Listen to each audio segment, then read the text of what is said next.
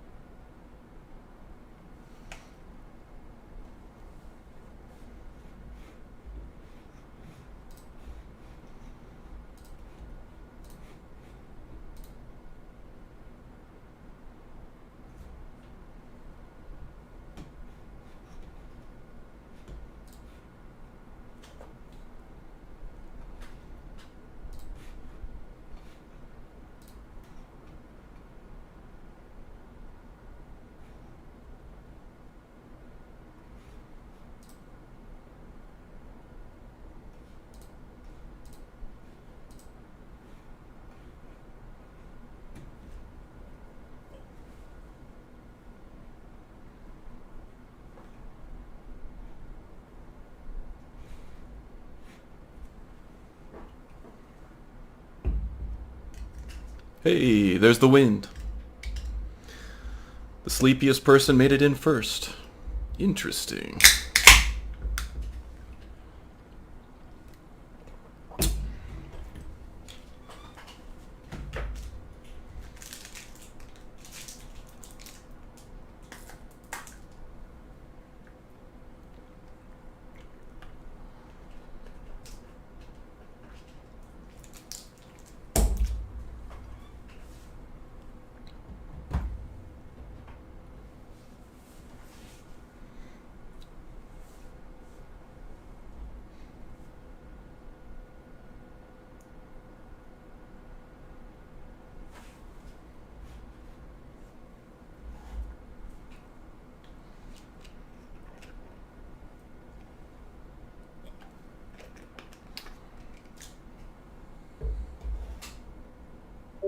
Hey, Loki.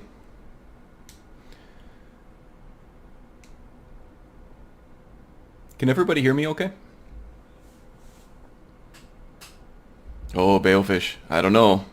Looks like you're third to me.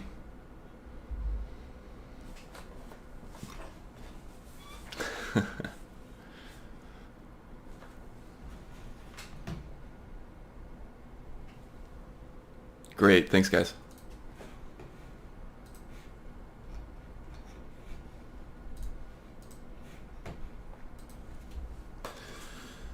So how's everybody doing?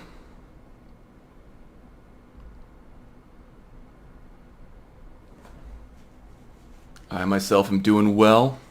Can't wait to get that 3080 in there. I think this is going to turn into me bragging about my new video card for the whole stream. Kidding, kidding.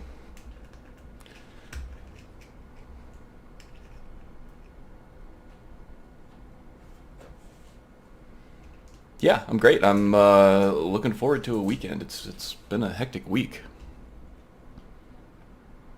It's honestly pretty great. Just being able to sleep in a little bit and relax, not have to worry about work, and settle in for some Skyrim and hanging out with some friends.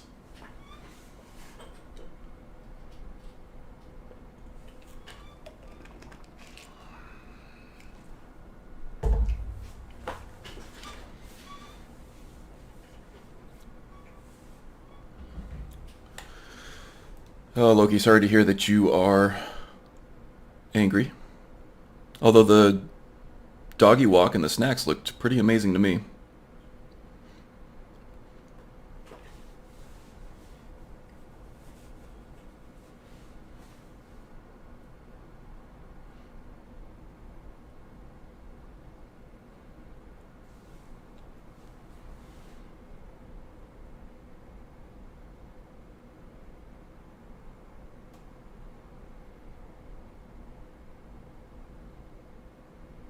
Okay. Well, we're going to have some fun. We'll get your mind off of things. How about that?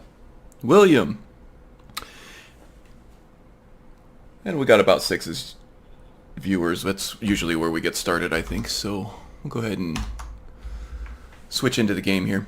William, so I got my Ancestry DNA results updated. I haven't actually looked at it for like probably over a year. But it says I am now mostly Scottish. How about that? 1% Scottish and 30% Northern Germanic / Danish. Used to be I was mostly English. And they added in a little bit more Norwegian, a little more Swedish.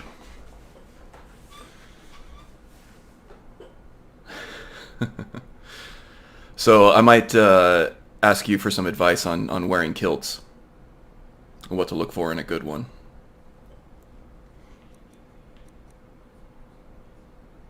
Because the only thing like culture defining that I know of about the English is their terrible food, and I can't really get behind that.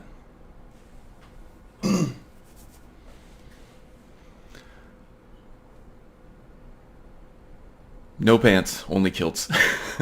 Oh, it looks like two of you are on the same wavelength. Hey, Batman's here. Did somebody put the Batman signal up? I mean, I didn't. But, you know, sometimes he just shows up where it's needed. No, I think that's heresy. No undies under the kilt.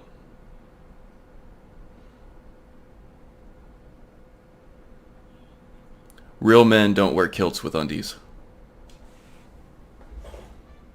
At least that's what I'm thinking. You'll have to ask William. I'm new to this whole Scottish thing.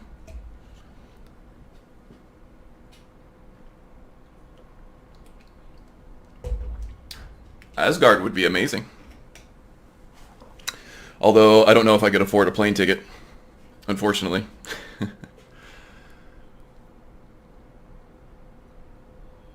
That Rainbow Road thing is tough to get access to, that's for sure. Okay, so where were we last time?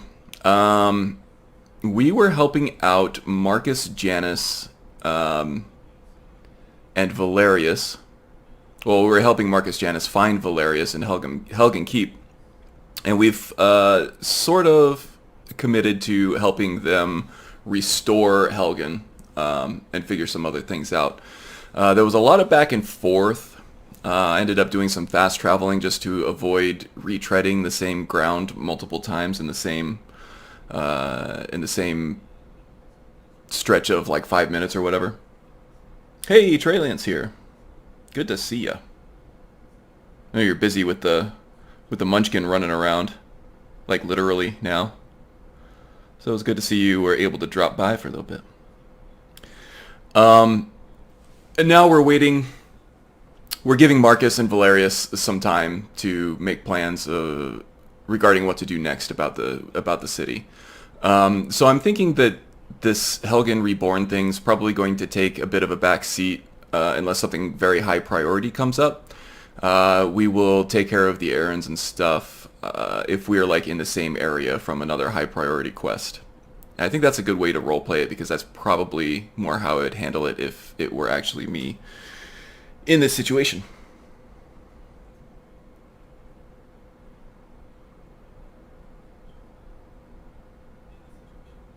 The wee laddie. Yeah, that's another thing I'm gonna have to work on, William, is my Scottish accent. Are there any like YouTube videos or anything, any online tutorials that you would recommend? Now that I'm also Scottish.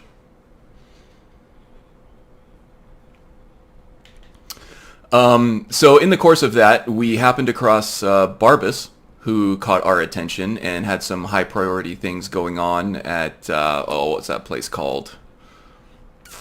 All the way back down here. Haymarshane. And we encountered a shrine to Clavicus Vile.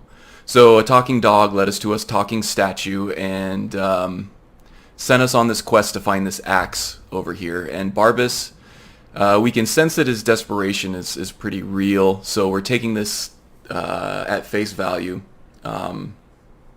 He seems to think that this is pretty important stuff. So Clavicus Vile, the dude in the statue, wants us to go get this crazy axe for him from this crazy dude. And that's what we're going to do. So we took a carriage ride up to Solitude, and I think this all happened off stream, just because there wasn't much going on at the time. And I also got through the whole execution scene, because I'm sure that we've all been through that 100 times, and there's not really any way that I can make that any more entertaining for anybody at this point. So I decided I would do everybody a favor and, pardon the pun, cut past that. Oh, I have to move to Scotland now? Honestly, in the 110 plus degree heat that we've been having all summer long, in the drought in the desert and everything, I think their dreary weather would actually be amazing for me at this point. Keeping well? You know. Okay, so Jagasta was a bit disturbed and disgusted by what he saw. One of the town beggars over here, Noster Eagle Eye, made a comment. A guy opens a gate and they chop off his head for it. So basically what happened was this dude was the gate guard. Ulfric came in, killed the High King, and this dude opened the gate for him to let him go. I would say that Jagasta does understand the mentality behind it. You have to set a precedent, have to set an example for things this serious, especially when your leader is basically assassinated. So he understands it. Doesn't mean that he's not disgusted and disturbed by it. Also pretty late at night, so we're not going to sojourn out looking for this axe at this time of day. So I think we're going to go in, we're going to fill our bellies, we're going to rest our legs, and then we'll head back out tomorrow morning. Nah, I don't think so. Let's see these kung fu moves. Oh yeah. High kick. That's it? That's your best? Nice little butterfly kick there too. Everybody's a kung fu master in Skyrim, I guess. Excuse me, are you the innkeeper? Welcome to the Winking Skeever, friend. Okay, so we're gonna sample the local mead, I think. See what they have to offer. Ooh, they got some fancy stuff here too, huh? The other nice thing about Solitude is they have a destruction trainer here. So maybe we'll get some destruction training, and maybe that will lead us on our next little distraction, so to speak. Take some of the fancy Blackbriar stuff, and I think we have plenty of food to eat on our own. Yeah, for sure. Oh, we weren't even that hungry, were we? Gonna need some water. We'll chug that mead too. If you need a good rumor or two, I think I can oblige. Oh yeah, there's definitely a cat in there somewhere. I haven't been able to find it yet. Well, aside from Jagasta, that is, but he doesn't meow.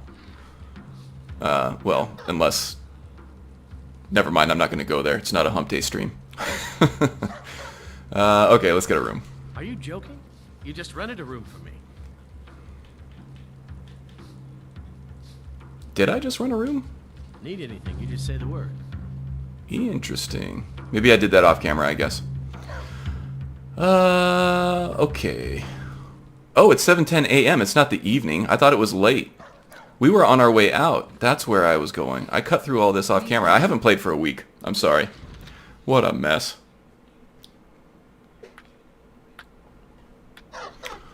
Okay, well then let's get on the road. Also, for sure, I'm going to... Oh, yeah, Loki... Darnair will meow for Jagasta. I see what's going on there. Darnair and Jagasta. Interesting. I don't know. Jagasta's really not shown any kind of interest in romance, aside from basically being coerced by the orc Duraz over at Old Redone Inn to make out with her. He found it not quite as unpleasant as he would have expected. But at this point, he's kind of still mostly on his little walkabout quest, trying to discover his spirituality and discover his own path to progression in the way of the Goutfang. And so far, romance really hasn't entered that equation at all yet.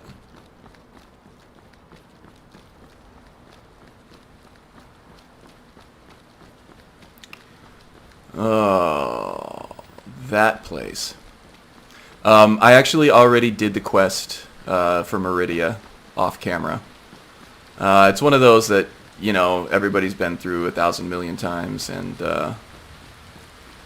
I didn't really feel that it added much to Jagasta's story, so I just went ahead and did it. The way that I did roleplay it, though, was we had Borgok the Steelheart, which is the female orc follower from Khazgur in the Reach.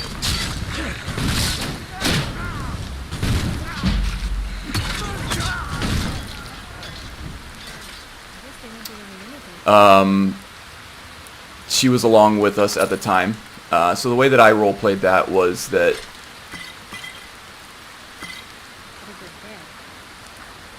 Oh, I'm sorry.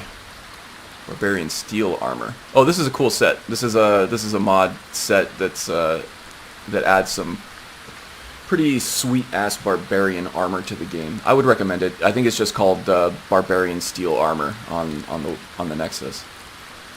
It kind of looks like Soon's armor set. Not exactly the same, but very, very close, and that's a pretty cool set.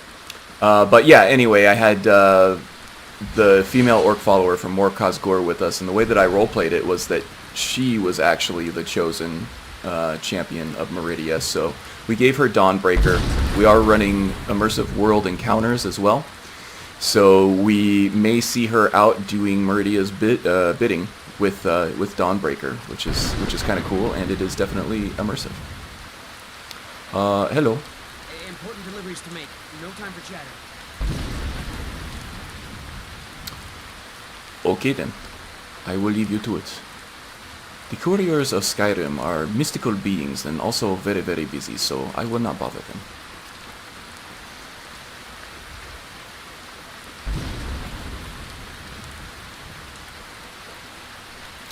A Thalmor envoy, yes?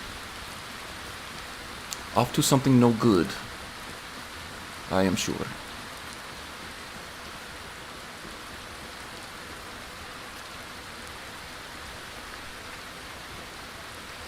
I can still hear the rain, but I don't see the rain. There are a lot of hard cuts on the weather in Hafingar, I've noticed. As it goes from the kind of rainy, gloomy forest weather like you'd see in Falkreath, up into more of the icy tundra type stuff up in the north. Some hard transitions, but it's worth it in my opinion for when things are working well.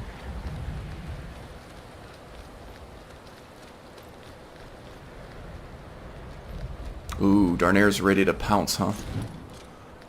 And he is a very physical being.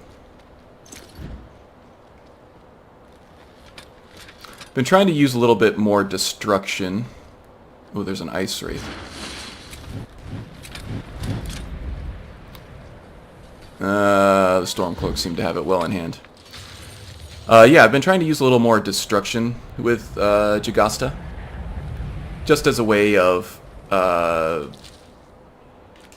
showing his progress with the Goutfang as he goes on these quests and everything. He's able to manipulate his ki, his life force, his internal energy a little bit more into a physical manifestation that he can use as a weapon or as a shield in this case.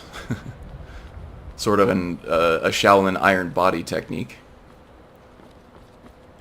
which I think is cool and goes well with the whole kung fu aspect of things. But he is very under-leveled right now. In terms of his destruction skills, so trying to level that up a little bit. Yes, maybe we'll come back and explore this cave a bit, but we have more urgent matters for the time being, yes?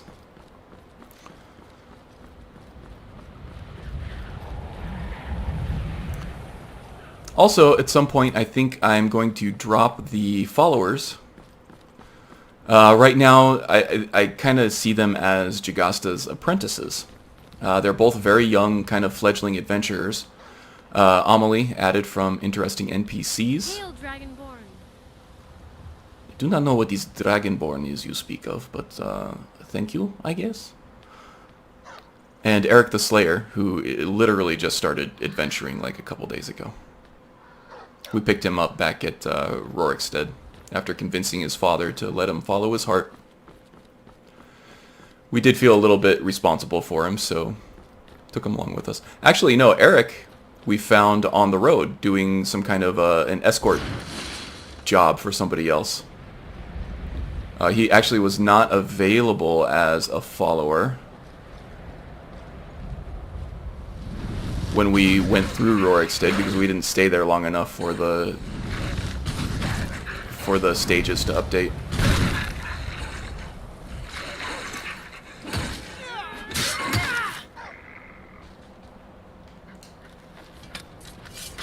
But we did see him on the road.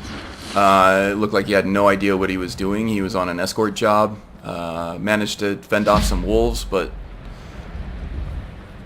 didn't do a great job of it. So we decided to take him along with us, take him under our wing, and show him the ropes. And at some point, when these two come of age and are able to take care of themselves, I think Jagasta will let them take their own path on their own journey, and Jagasta will continue his. Gameplay-wise, it's hard to judge where a character is in terms of strength, and sometimes even story and stuff, when you have so many followers that kind of just do everything for you. It helps at legendary difficulty a lot, that's for sure, but it's harder to get a feel for your character when you got a bunch of other super-powered minions running around, in my opinion. Hey, Strudel. She made it.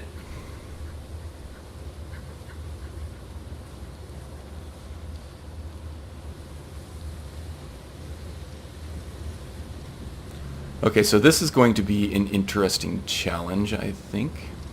Jagasta, his ranged stuff is mostly limited to fire. And we have a Flame Atronach up here. So what I think we're going to do... we're going to try to find the mage, and we're going to let our followers take on the Atronach. Where's Eric, by the way?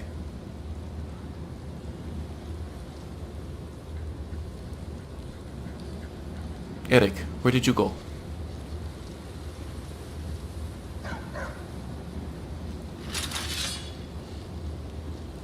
And he didn't show up when we did our unsheath. Let's make sure he's okay. We're just talking about how inept he was. And now he's missing. Great.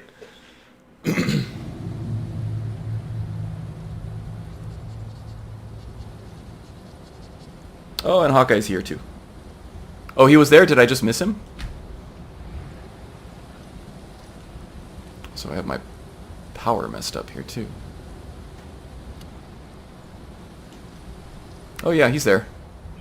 We'll pounce right into that cave completely on accident.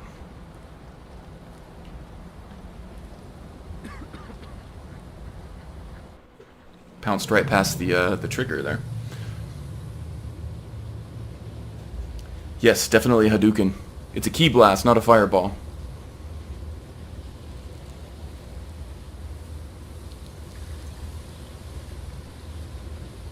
Okay, so yeah, that's kind of my tactics right now that I'm thinking. Is I'm going to go after the mage. I'm going to let the followers take on the Atronach. I'm actually going to wait for the Atronach to come back over this way. Because it looks like the mage is standing up here somewhere, I think. Is that like the top of his head poking up over there?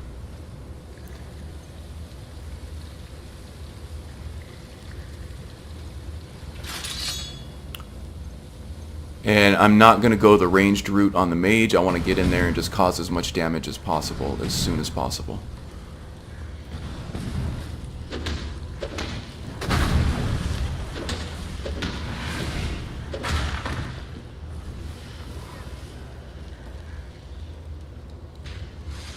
Well, okay, one of the rare cases when your plans actually pan out perfectly in Skyrim. I'll take it whenever I can get it. Okay. Oh yeah, I gotta get better about just auto-looting everything I see. I've been playing the Ashlander character concept challenge character. Axe looks evil, probably because it belongs to a Daedric lord, but also because axes are almost as ugly as maces. This one and his people do not have much of a concept of these Daedric lords, and the ones that we do have a concept of, they are not always evil, but I do agree with you. The axe for sure has a dark quality to it.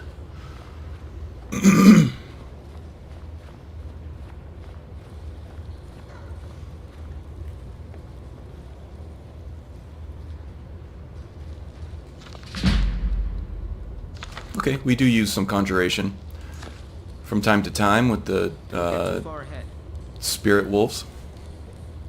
We'll take his sweets, that's for sure. Not going to let those go to waste, and Sebastian's definitely not going to eat them. This might come in handy. But is it something that a monk would use? I don't know, we'll take it. If I can make use of it, I will.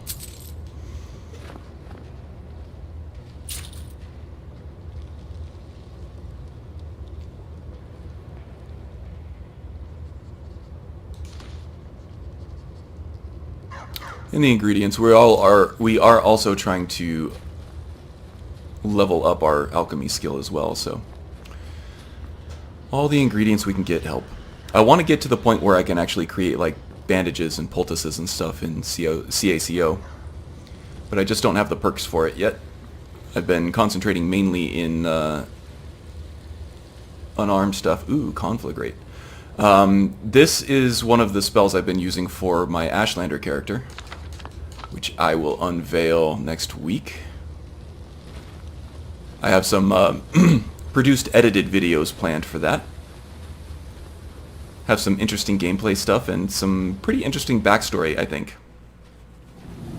to go along with it. And some character voices as well that I think came out pretty well. That'll probably be just a one-off vignette.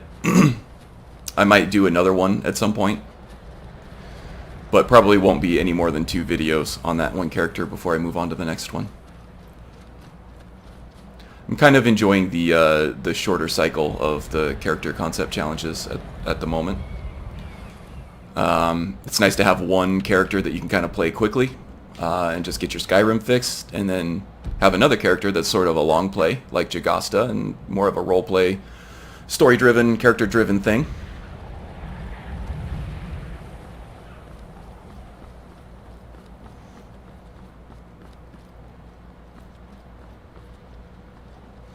Chameleon is an Oblivion spell, yes, but it works differently with the Mysticism mod.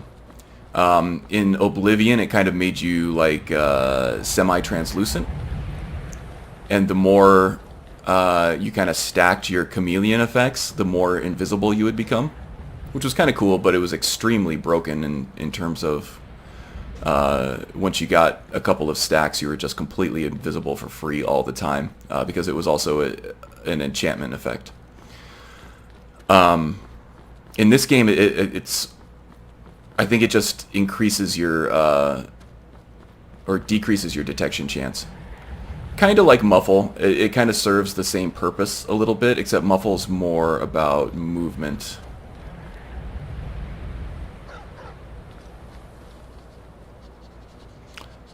The Bird's Eye. I'm debating whether or not to do this. First of all, I don't know if the quest is active before you get the notice for it.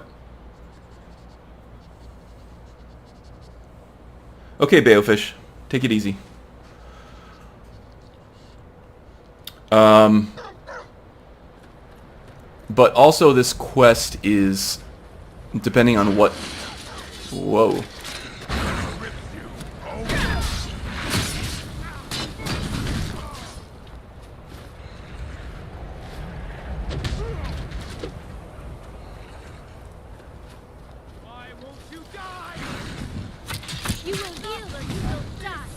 Oh, where did that ice wraith come from? I am master of the arcane.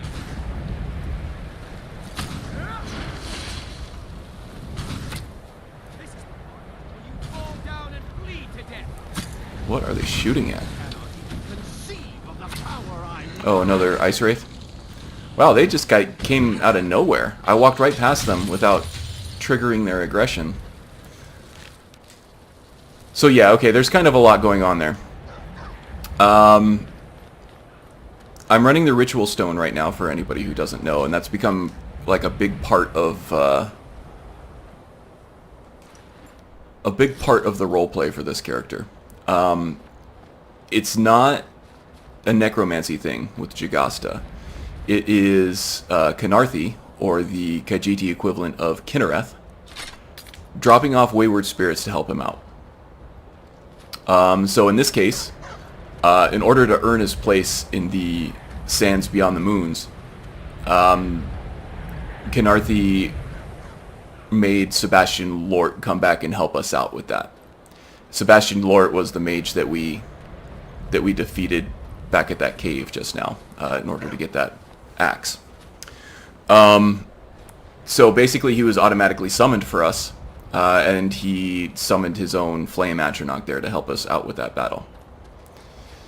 So that's what's going on with the ghosts in Jagasta's world here. Yeah, but CACO completely breaks this quest for one of the paths that you can take with it.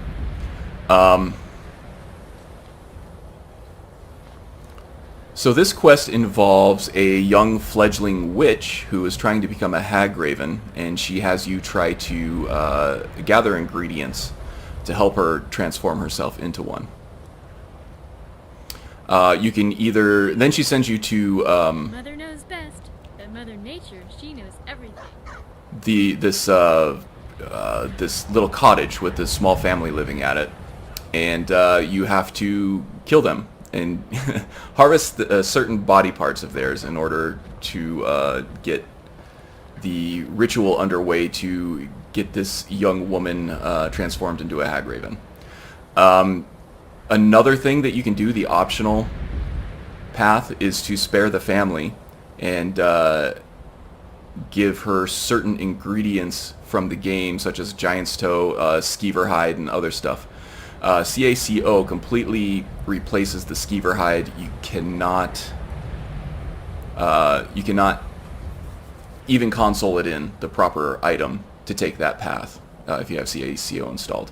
It would definitely take a patch. Adventure is waiting just It's not around worth the it corner. to me just for this one quest to patch that item back in. So I usually just avoid this quest altogether. The third option, though, is to just refuse to do whatever she's requesting of you. So I think Jagasta would be curious enough to see what the heck's going on here and have a conversation with her at the very least. And I think he would be curious enough to explore this tower as well. What he was going to do was, instead of taking the same path back to Solitude, he was going to come to the coast over here and kind of explore, satisfy his itchy curiosity of the hold before he headed back to Solitude and took a carriage ride back, probably to Whiterun, maybe Falkreath, to head back to Hamar's Shame to return the axe to Clavicus Vile. But we do have some errands to run here. I'm running the Black Phoenix assassin gear mod. I don't remember what it's called. The Black Sacrament armor set. And I've been trying to find all the pieces off camera because I want their enchantments. Some of the stuff might be useful for Jagasta, so... and also I have that OCD nature of, you know, if there's an arrow or a quest item on my journal, I need to check it off. So we're very close to that as well. We'll probably take care of that. We're going to follow the coast. Did pick up, while we were in Dragon Bridge, a bounty to kill a bandit leader. Jagasta would be happy to rid the land of another evil. So we'll take care of that on the way back too, and then we'll head back up the road to Solitude. Probably do some destruction training and head back to Hamar's Shame to finish up the Clavicus Vile quest. And get our sweet ass Loki helmet, which I think will make at least one person in the chat very happy.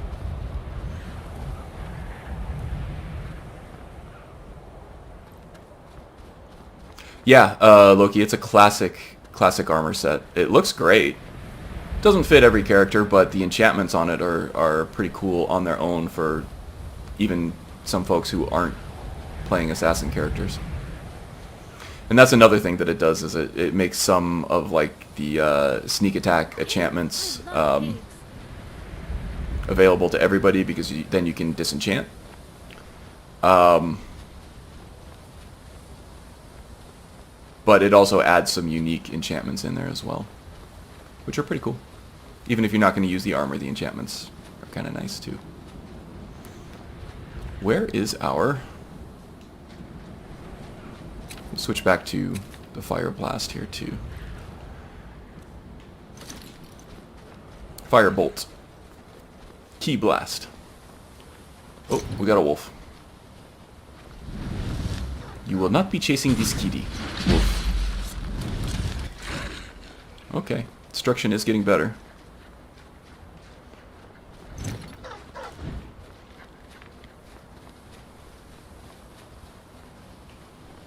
Oh, damn it, I didn't talk to, what's her name up in the bird's eye. Getting distracted by my incoherent ramblings.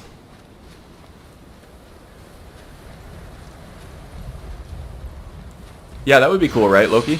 Getting, you know, well, maybe a lot of the armor pieces from the Marvel Universe. Some of the Asgardian armor is really cool, and I think would fit fine. Some of the Thanos pieces would be cool as well. Some of the more modern or like hokey type stuff, like Captain America and stuff like that, probably wouldn't fit too well. But maybe something like the Black Panther would also be cool.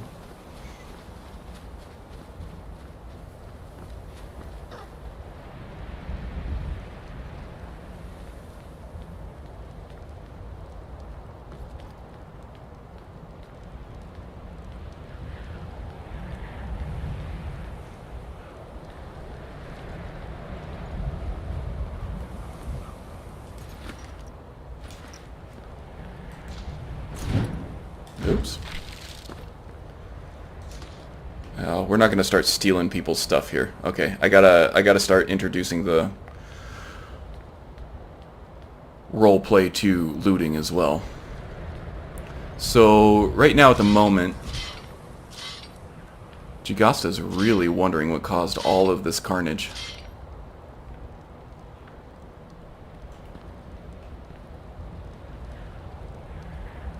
Okay, so we have conjurers.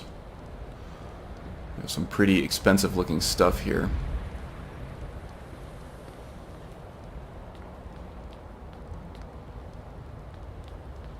Oh no! Okay, whew. Thought I was dead.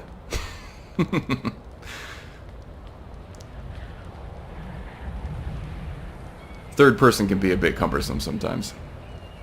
Oh, and we have a hag raven. Okay, so we had some dark magic stuff going on. It looks like we had a bandit raid. They kind of wiped each other out for the most part. It looks like. Which is just as well.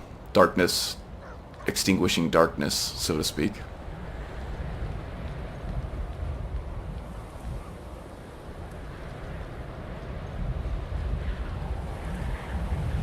This is one of the taller towers that Jagasta has seen too, and it's quite a view of the Sea of Ghosts here. You, in the chair. Don't get up. I swear on the gods, I will push you over if you do. Oh no, you're getting up, aren't you? Money. I will pay you money to stay in the chair. Oh, you do not know that Khajiit always lands on their feet, yes? I never liked them anyway. I'm happy they're dead. Please, just don't hurt me. Why is this happening? All I ever wanted was to learn a little magic, maybe smite a few enemies.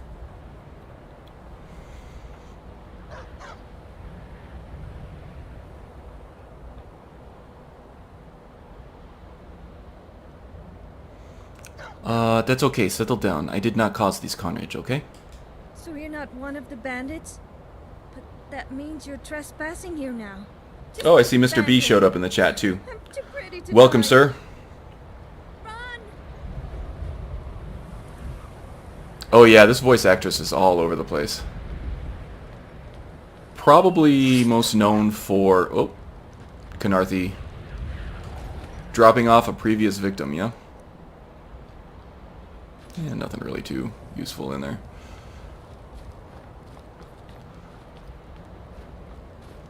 No, wait, come back. This one just wanted to talk. Yeah, she's You're still here. probably most well known for Sophia, You leave me no the choice. follower mod, but she is in like No, everything. I'm no ordinary witch. Have you ever seen a Dremora lord? Well, his name is Dravas. Amelie, what are you He's a doing in the trained wall? killer. Don't believe me? Then feast your eyes on this. Whoa. Hmm. See? I told you. That's a Dremora lord. In the flesh. Leave, before I sick him on you.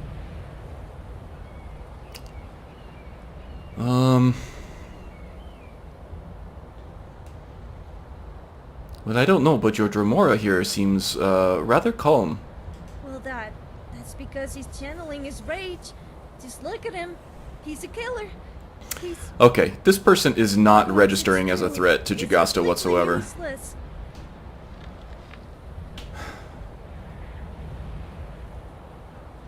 Alright, so all I wanted to know is what is this place? What are you doing up here? They call it the bird's eye. Some say it's because it touches the sky. Amelie's using the chameleon Others spell, say yeah. it's because it's infested with hags. But you saw it. Mother Aegis is dead. All my sisters too. Which means I'll probably never become a matriarch. Are you saying you actually want to become a Hagraven? No, of course not. I mean, you people kill the mothers, right? Then, why would I want to be one? No way, not me. I'm just a regular old student from the College of Windhelm, no way back home. The College of Windhelm?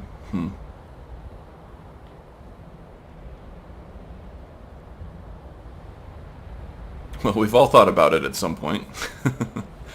I love some of the dialogue options in this mod. This one is just curious. You can tell me the truth. There's no need to lie. Oh, well, in that case, maybe I do.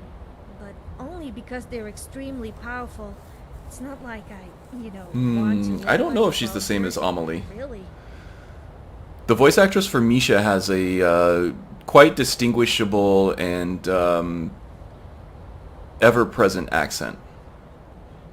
I'm not sure where she's from, but it's very European, and I've never heard her not have that accent in anything that she's done.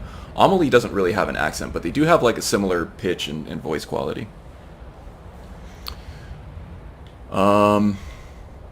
Listen, this is not something that this one can condone or get involved with. I have had run-ins with Hagravens in the past, and I think that your path is not one that is compatible with mine, so I will bid thee adieu.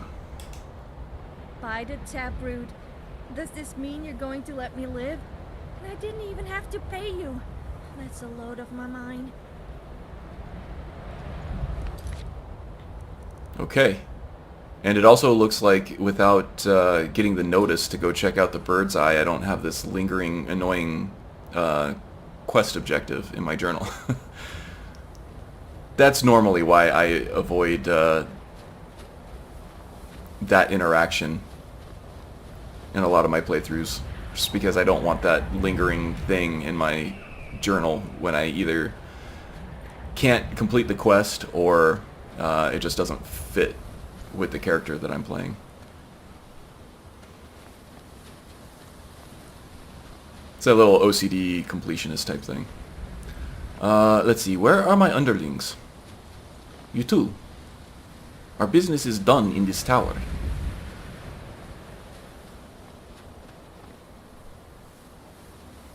Oh, I hope that that witch is not using them as a sacrifice to become a Hagraven.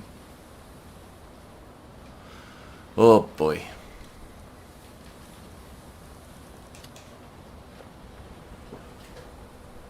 Eric and Amelie, get over here now!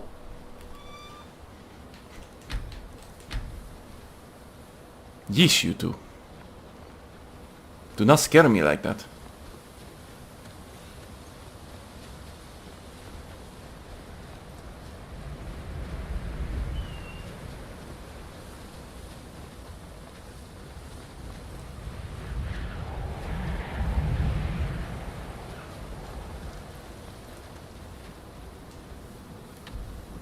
Going the right way for this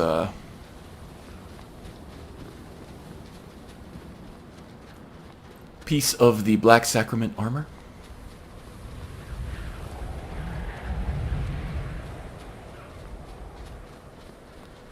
If I remember correctly, that buried assassin is right around the corner from the lower entrance to the steep fall cave.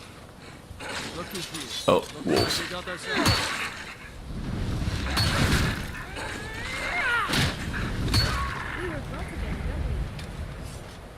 Yes, you two are getting quite a bit better, I must say.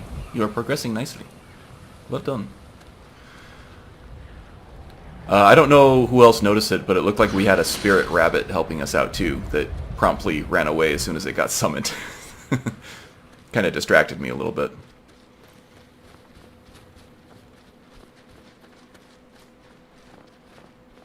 Ah, these are interesting creatures that this one has not seen yet in this strange new land. I don't know why I think this, but they look quite delicious.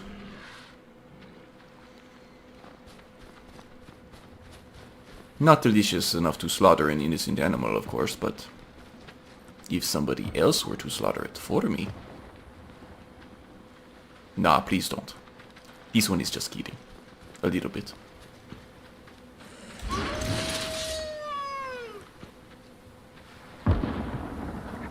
Okay. Okay, yeah, so, quick save on this one. This guy is very tough. I am master of the arcane.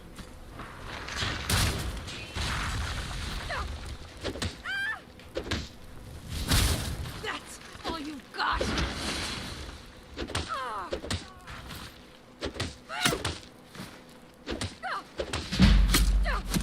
Okay. That enemy has given me more trouble than probably any other single enemy in the game. The one who, I think it's unleveled. It might be an unleveled spawn. Added by Black Sacrament. There, that's what you get. You get a dead body laid across your face.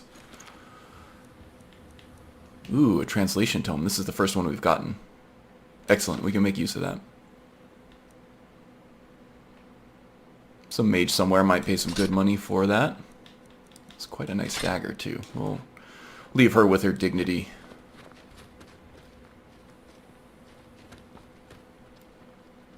Can't take the journey to the sands beyond the moons as a naked corpse, right? That would just be terrible.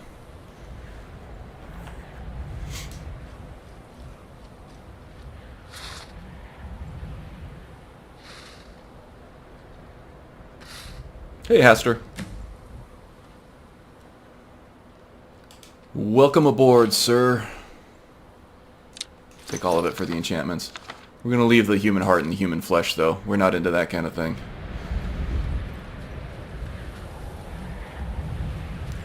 Turn to firebending. Yeah, I mentioned a little bit earlier that doing a little more destruction, some more pyromancy,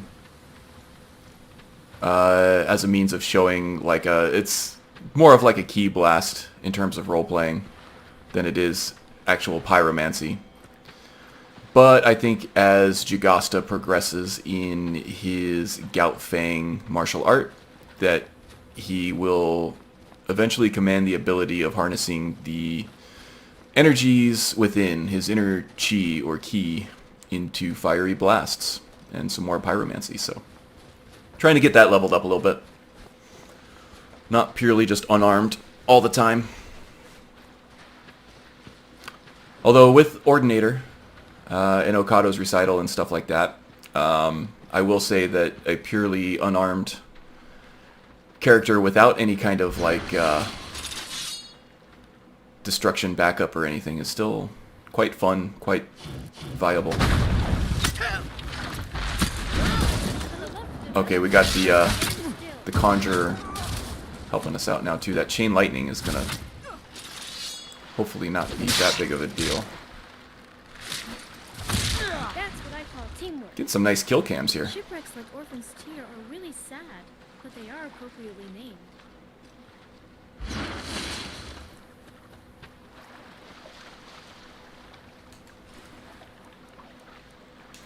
Yes, I see what you are saying, young one. A shipwreck is a representation of dashed potential. Bandits must be reformed. How can we bring nature to the people if they keep defiling it? All this cargo, all these people with hopes and dreams of a new life in a new land. All of these goods that will have made life better for the people here. Dashed away in an instant as soon as they hit a rock. It is too bad. Oh. You ready to die today, huh? This one almost snuck up on me, yes?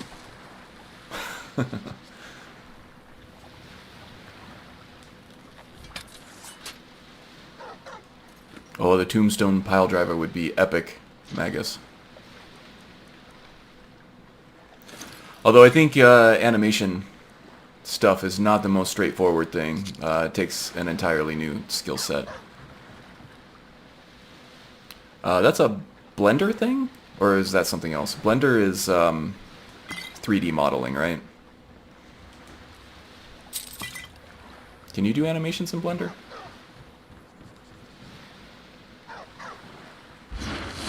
Blender is definitely a skill set all to itself, too. I would like to learn how to do it sometime, but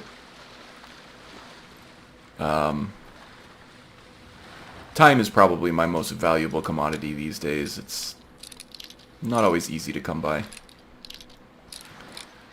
And I still just love playing Skyrim, so I want to play as much Skyrim as I can in my free time.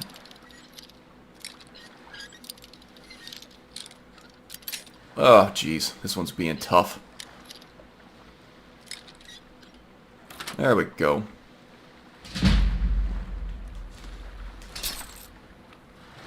Okay, some good stuff around here.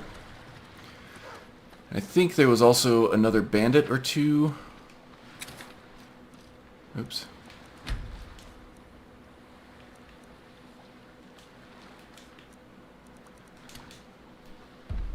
On another character, I have the hotkey. That hotkey set to instincts so that I can find dead bodies and stuff. But in this profile, it is clairvoyance. So.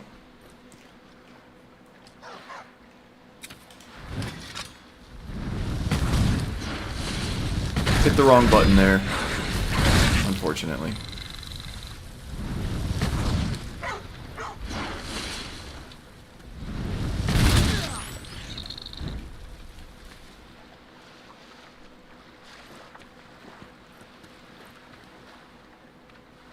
You know what? The mudcrab chitin is actually quite nice for beneficial alchemy stuff. So I'll grab it. I don't really want to take the time to do the whole hunter-born harvesting thing, but I will grab the chitin. At least until it becomes an encumbrance to carry.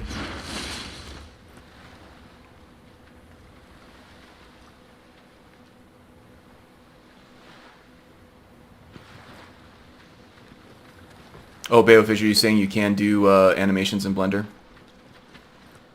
I thought that was in my head for a reason, but it didn't sound right when I heard myself say it.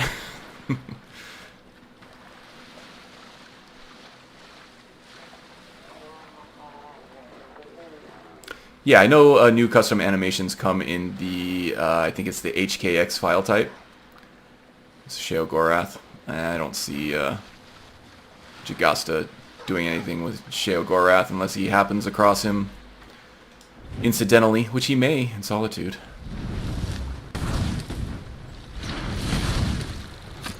That's the last of them. Yeah, I just don't know what tool is preferred for authoring those HKX files. Oh, thank goodness.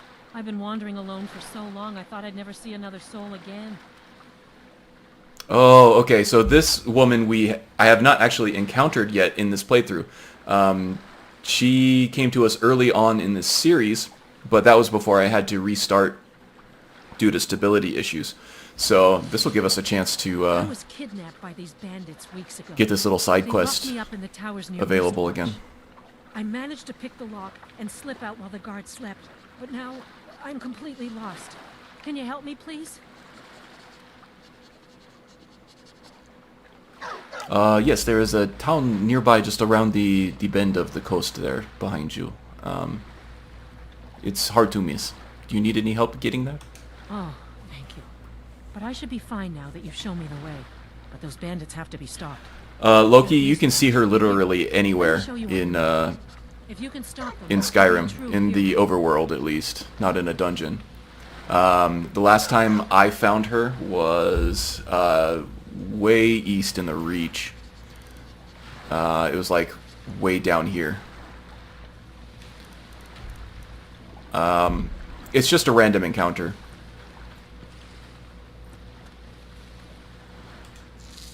Some alchemy ingredients for later.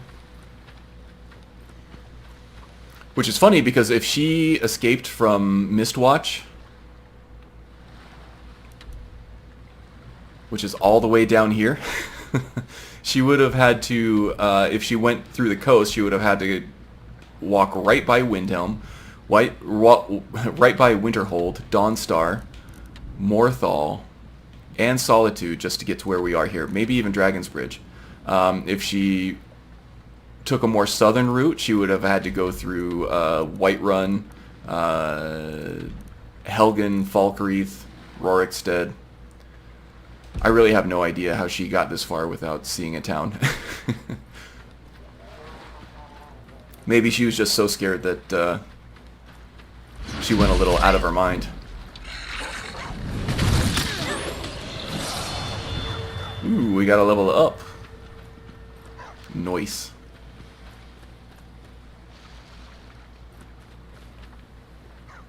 Nirnroot may as well.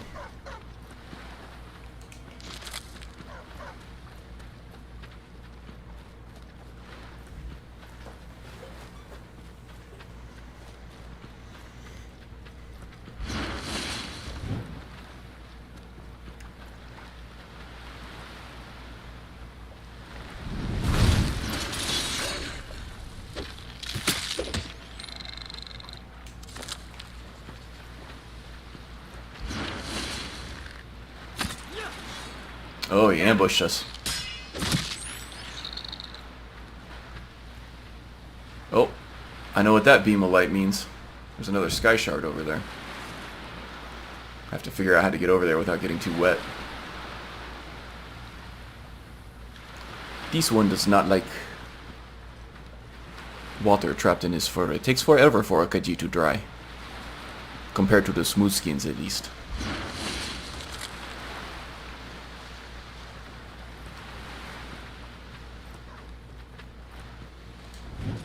Oh wow. That guy's coming at us from afar.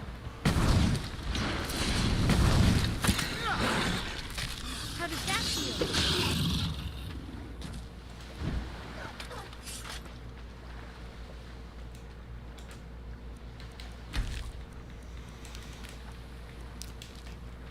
Yeah, so I'm excited to get my 3080 installed. I've been noticing a few frame drops here and there, which is normal when you have a heavily modded Skyrim. I'm running a 1080 Ti right now. Later today, I am going to be undertaking the project of upgrading that video card. The GPU itself is actually pretty easy to upgrade. You basically rip the old one out, put the new one in, and install the drivers. But I'm also installing a new power supply, which is a huge pain in the butt because power cables are going literally everywhere in the computer. So I have to keep track of the leads and everything that are plugged into my current power supply, make sure I get everything plugged back in the way it was. I have a bunch of case fans that I'm using to keep things cool for the overclocking I'm doing on the current GPU. So that's going to be more of the project, I think. And then once I get the power supply swapped out, I'm going to keep the GPU in. I'm going to do some testing, make sure everything works before I swap out the GPU. I think some of the trouble areas I'm going to benchmark before I do the upgrade will include Whiterun. Whiterun causes some frame drops, so does Riverwood, and the Fort Amal area, which is the Necromancer Den right about here. This also always causes frame drops in my game. As does Valtheim Towers when I'm pointing back west toward Whiterun. So those are the places I want to benchmark and see if I get any kind of improvement with the new card. From the benchmarks that I've seen on the 3080, they're a good 20 to 30% without ray tracing above the 2080 Ti, which was also a good 20% above the 1080 Ti. So I should get a good 40 or 50% bump in general power with the new card, and I'm hoping that smooths out all the trouble areas that I've had. Get a smooth 60 pretty much just everywhere. Which, when you're running a heavy EMB like I am, is quite a nice accomplishment. I don't know, is there a way to get there without getting wet? How shallow is this? Jagasta really does not want to get wet.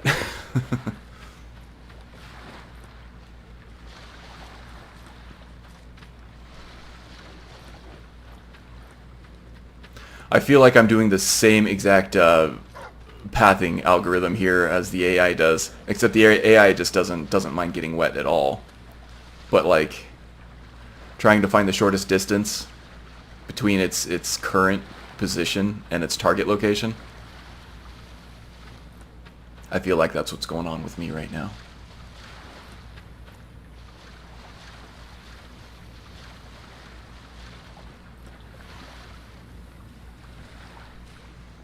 Yeah, ain't happening. Perk points are nice, but they're not worth getting wet for this kitty.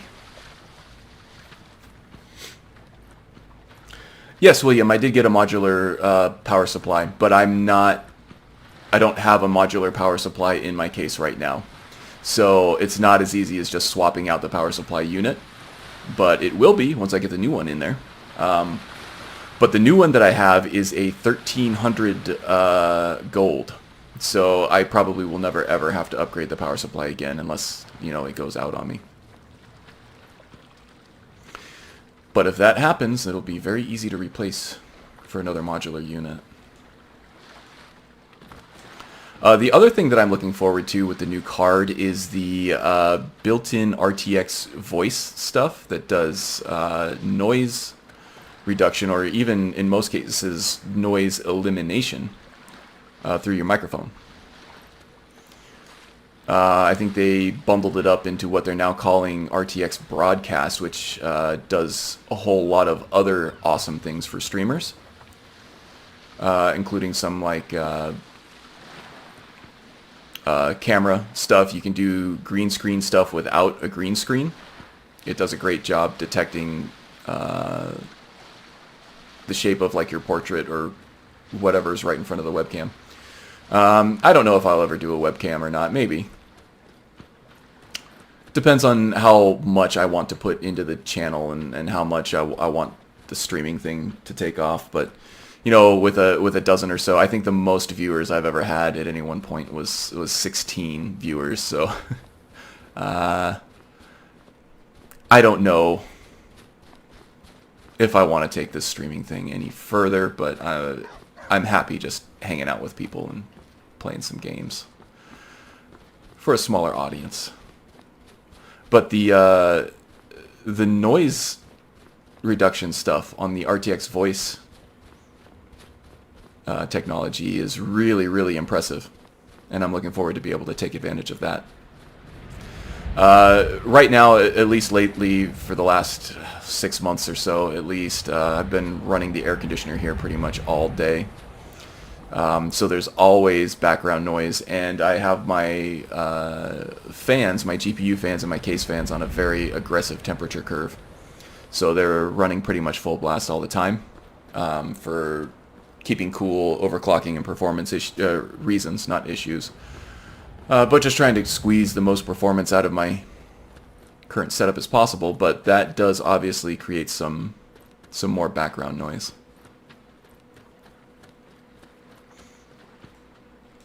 Where is this? Oh, Broken Ore Grotto. That's where my bounty was. Damn, I went right past it. I'll just fast travel back. Let's be nice to ourselves here.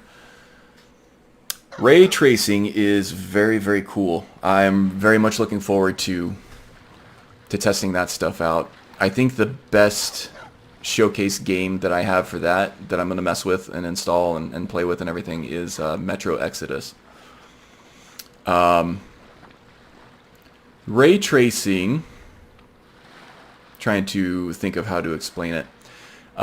So it's a lighting system, a reflection management system, also used for like shadows and stuff like that. Basically what it does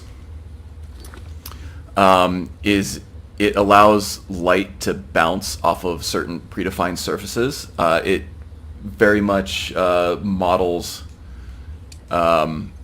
real lighting.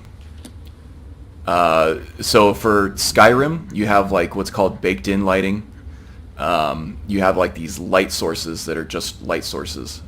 You might get some real-time shadows on some of them, which are nice, but they're also very expensive. You don't get anything like bounce lighting. Things like ambient occlusion are also expensive and kind of pre-baked. So shadows are placed more or less manually for things like underneath shrubs and stuff where light would normally be blocked. Ray tracing is a much more natural, much more accurate way of doing lighting. So like you see these God rays that are coming through this crevice here. Those would bounce off of like the reflective surfaces of the water, and you would see light like up on the underside of the land bridge there, and you would also see a corresponding shadow up above the land bridge where the light is being blocked. You also get real-time reflections of objects in reflective surfaces. So like you would see the reflection of the boat in the water. And current technology is something called screen space reflection. So if Skyrim were a current game, we would be able to see the reflection of the boat in the water as long as that boat was on the screen. But with ray tracing, you get to see the reflection over here, like on the left of the screen in the water of the boat, even though that boat is not on the screen. There's also some interesting theories on how to use it for more realistic sound. You can use ray tracing to accurately bounce sound off of different surfaces based on the material type and get realistic echoes.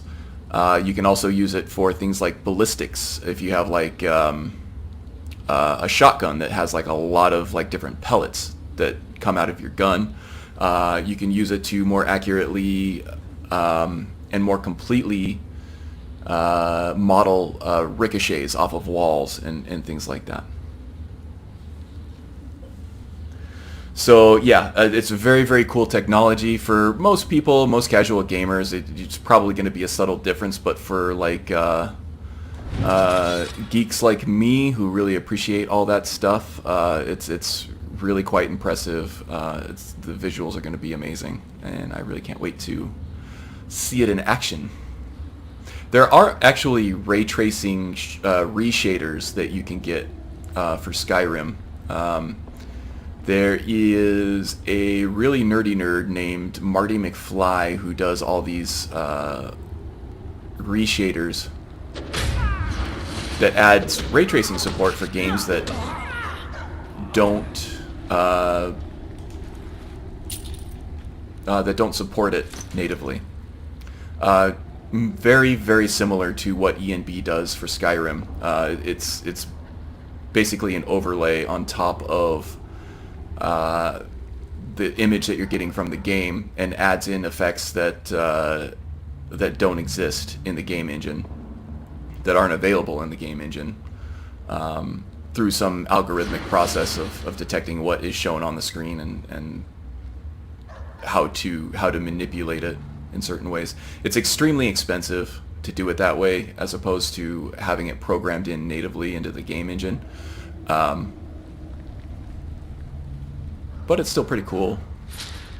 You can get you're not going to get good performance at all even on a 3080 running something like that, but it can give you an indication of what Skyrim would look like with proper ray tracing. Or at least a watered down version of ray tracing in some form. Kinda cool. Looking forward to it.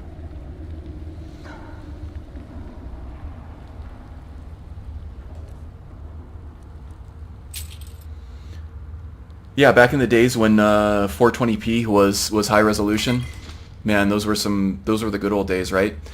You also had monitors capable of extremely high refresh rates, the CRT monitors. You can actually get modern games to look really, really good at lower resolutions on a high refresh rate CRT monitor, a good one. It's just ultra smooth. The picture quality on the CRTs actually kind of put a lot of the newer, fancier, super expensive LEDs to shame too, even though their resolution is so much lower. And at that low of a resolution, you can actually run extremely advanced techniques like ray tracing at a much lower cost than you would at a higher resolution. So you can get modern games to look absolutely beautiful on an older monitor. Of course, then you have to deal with that big old clunky thing on your desk, and a lot of people just don't have room for that anymore. Also, a good CRT can be hard to find these days. But yeah, that's just like enthusiast level stuff, hobbyist level stuff that, you know, if you just want to play games, you're never going to deal with. Enough of you. But hearing me talk all nerdy like this, you can probably understand why I'm so excited for this 3080. Oh, the places we will go. Bandits everywhere, awaken from your slumber. Be not a vandal of nature, but a witness, a crier. Show the people nature's beauty and yours. You think you can announce our presence a little more subtly, Amelie? Let me get caught up on the chat here.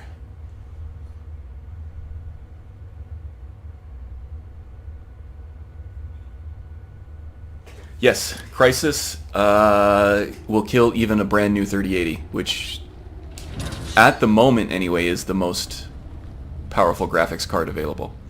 Well, available in quotes. I got so lucky with the one that I got. I just stayed up all night hitting that refresh button on Newegg, and I finally got one that went through. Oh, I gotta tell you the story of that too. I gotta focus on getting Broken Ore Grotto cleared out though too.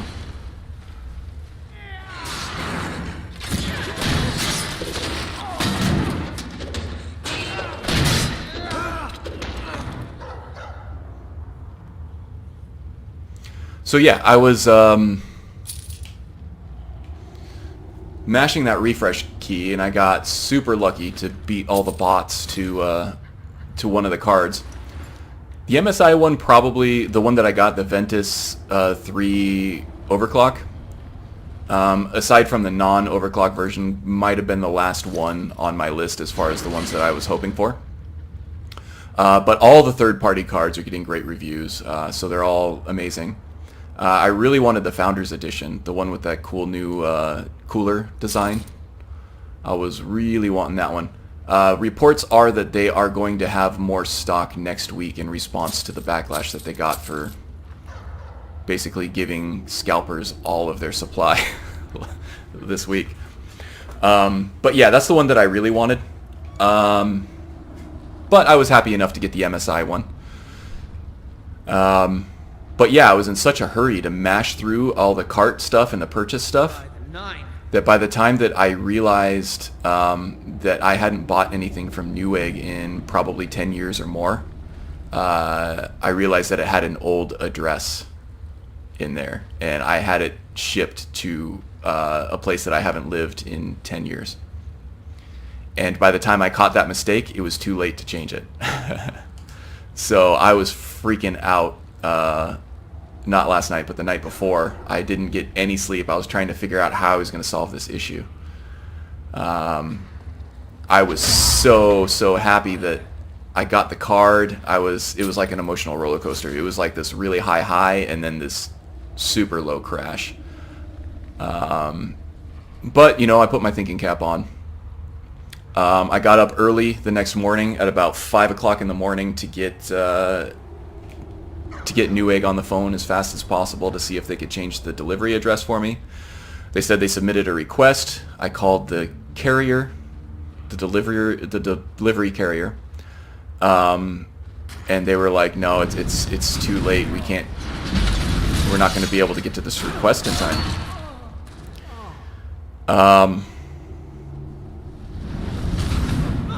So I was like, "All right, I guess I'm just going to have to trust the current resident to give me this package back when I go ask him for it."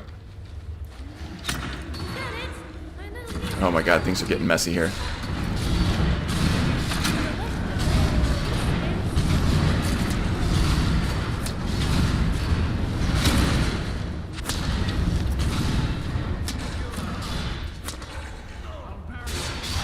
So I'll continue the story here once this chaos is settled, once this mischief is managed.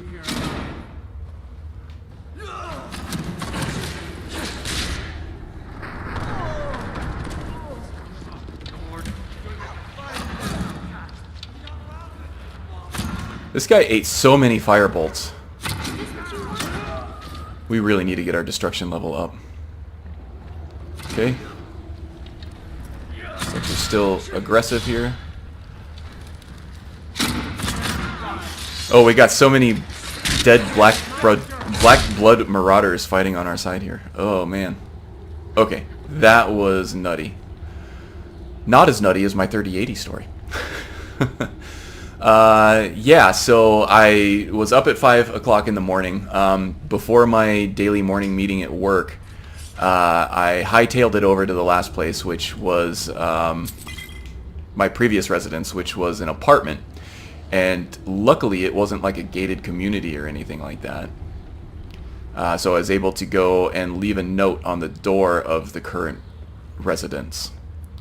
And I was happy to see, sarcastically, I was happy to see a big American flag flying in the window with a big warning saying that they were a full user of their Second Amendment rights. So I was really afraid that they were going to catch me taking stuff off of their porch, and they were going to shoot my my nerdy ass in the face.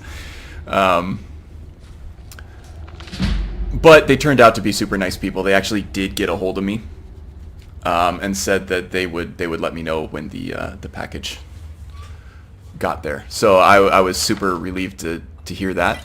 But before it came to that, I was actually able to get on the phone. Ooh, look at that. A fine bastard sword for a fine bastard. I'll take it. But before that, I was able to get back on the phone with the carrier. I kind of acted like I was the current resident of the apartment, and I said, hey, I have a delivery coming, and I'm not going to be there. So I wonder if you can leave it up at the front office for me. And they were like, yeah, sure, we'll let the driver know. And so they were able to leave it up at the front office. I was able to bypass the current residents altogether.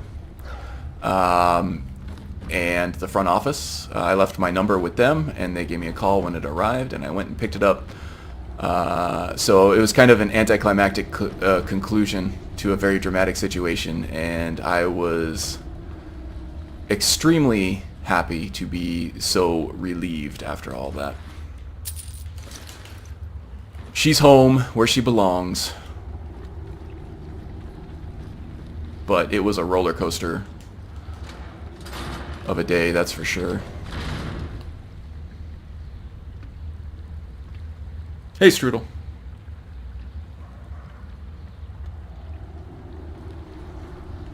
Oh, yeah, we already said hi to you, didn't we? I don't think Haster saw you. Maybe he did. I don't know. But you were definitely here earlier, weren't you? Yeah, so that was eventful. I kind of feel like instead of just lucking out with the card that I got, I also kind of earned it at this point. Makes it a little sweeter.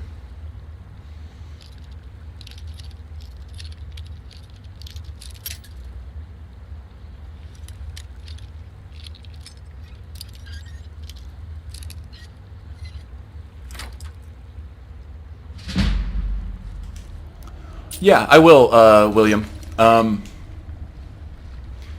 The actual design of the card is not my favorite. That Founders Edition looks really sexy. I was really hoping for one of those. Maybe when I upgrade at some point, because there are reports that the 3080 is not going to be King of the Hill for very long. The 3090, in fact, already is confirmed that it's better than the 3080. It's just the price point is... it doesn't really line up with the performance improvement that you get. Not at all. And for the price of the 3080, it provides such a huge performance increase from what I'm already getting that was the sweet spot for me, for sure. Also, RDNA architecture, Big Navi, the new AMD cards. Are also reportedly... Oh, Kitty's getting wet. There is another chest down there, but Jagasta really doesn't want to go swimming for it. So we're not going to go swimming for it. Sacrificing power for roleplay right there, folks. Yeah, so there are rumors that their new card may also outperform the RTX 3080 as well. But I think, like I mentioned in one of the Discords, if the performance is even close between the two, I will take NVIDIA every time, just because their driver support, their software, their quality in general usually is much better than AMD's. AMD runs harder, so you get less of an overclock. So even if the performance is a little better on AMD's side after overclocking and everything, I might be running a little better anyway. So there's that. The drivers, the software support, even though your raw benchmarks might show that the AMD is better, the NVIDIA drivers are usually so much better that you're going to get better performance in actual gameplay anyway. And AMD does have a track record with its hype. There are a lot of strong AMD fans out there who are going to stick by AMD's side no matter what. And in terms of their value proposition, they are much better for the price than an NVIDIA card, for sure. There's not really any denying that, and they've kind of developed a bit of a cult following in that way. But their track record is that they build up all this hype before their release, and then they end up making concessions to beat NVIDIA in terms of price. That when the card actually does come out, it's much less impressive than everybody was thinking it might be. That happens with NVIDIA too, 100%. But I think the discrepancy between hype and reality is usually less pronounced with NVIDIA. And at the end of the day, the NVIDIA performance is usually better than AMD. Anyway, so there's that. There's my take on it. AMD definitely does have the momentum over NVIDIA, though. They've been coming up with some really good stuff at some really good prices, and they're consistently getting better with it all the time. Whereas NVIDIA kind of stagnates a little bit after the initial releases of their new architecture and the sort of Super and TI variants of those new cards come out. They're kind of done at that point. You're not gonna see much of an increase after that in performance for their stuff. Third-party cards might be a different story. There are third parties that will overclock the base cards, and you can get significant performance boosts from those, but you're also going to pay a ton of money out for them. NVIDIA seems to take a slower, more methodical approach at upgrading their architectures. Mainly their CPUs right now are phenomenal, especially for the price point. Still not beating Intel at clock speeds, which is what most games need, but for the price you can get really damn close, and you get a whole bunch more cores. So with stuff that isn't games and games that actually make use of the multi-core architecture of a lot of these modern CPUs, you're going to get better performance with the AMD stuff on the CPU side for sure. But that also has as much to do with Intel crapping the bed as it does with AMD knocking it out of the park. That's my take on the whole situation. The motherboard I am using is an ASRock Z270 Pro.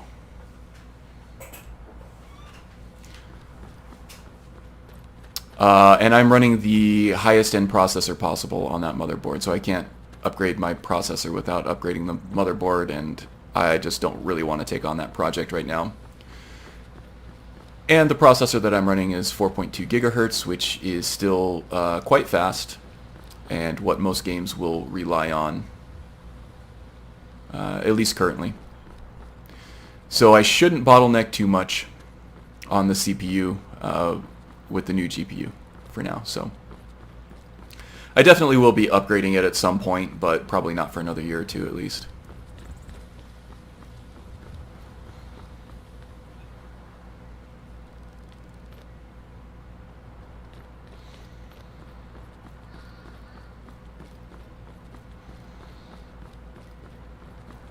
Yeah, those Ryzen CPUs are great, especially Balefish for a lot of the stuff that you do that's not gaming. A lot of the 3D modeling and stuff, that those Ryzen CPUs will be much better than the Intel ones. Video editing is another one that Ryzen shines over Intel. And just a bang for the buck, AMD just completely obliterates Intel.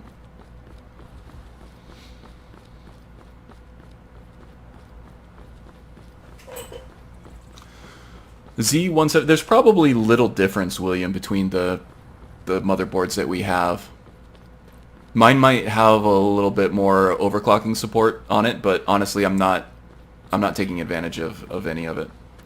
Honestly, I'm having trouble booting into the BIOS on my motherboard.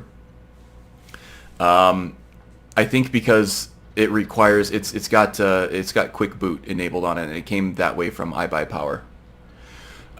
So I can't just hit like the F2 button or whatever to get into the BIOS. I wish it were that way, but it's not.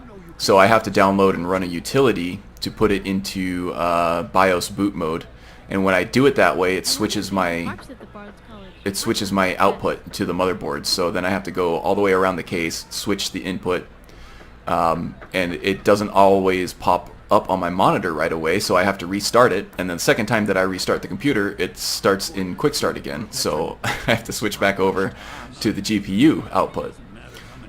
So it's been a real pain in the butt trying to boot into the BIOS, which is usually an extremely simple procedure.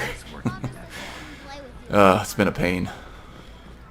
So that alone is almost a reason that I would want to upgrade my motherboard as well, but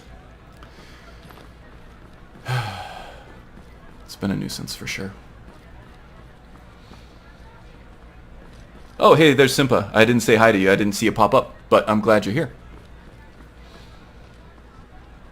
Oh, and there's Joe, too.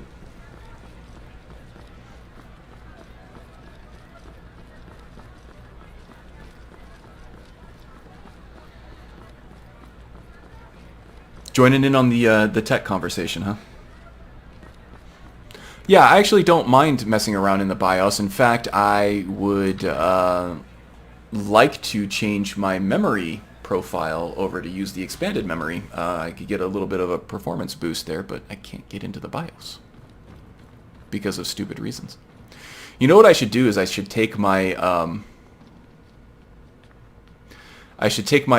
old gaming monitor that I have that I use as a second productivity desktop on my work laptop, or yeah, second productivity monitor on my work laptop, and just plug it into the motherboard, and then run the BIOS boot utility. It just feels right. Having this new life as an adventurer.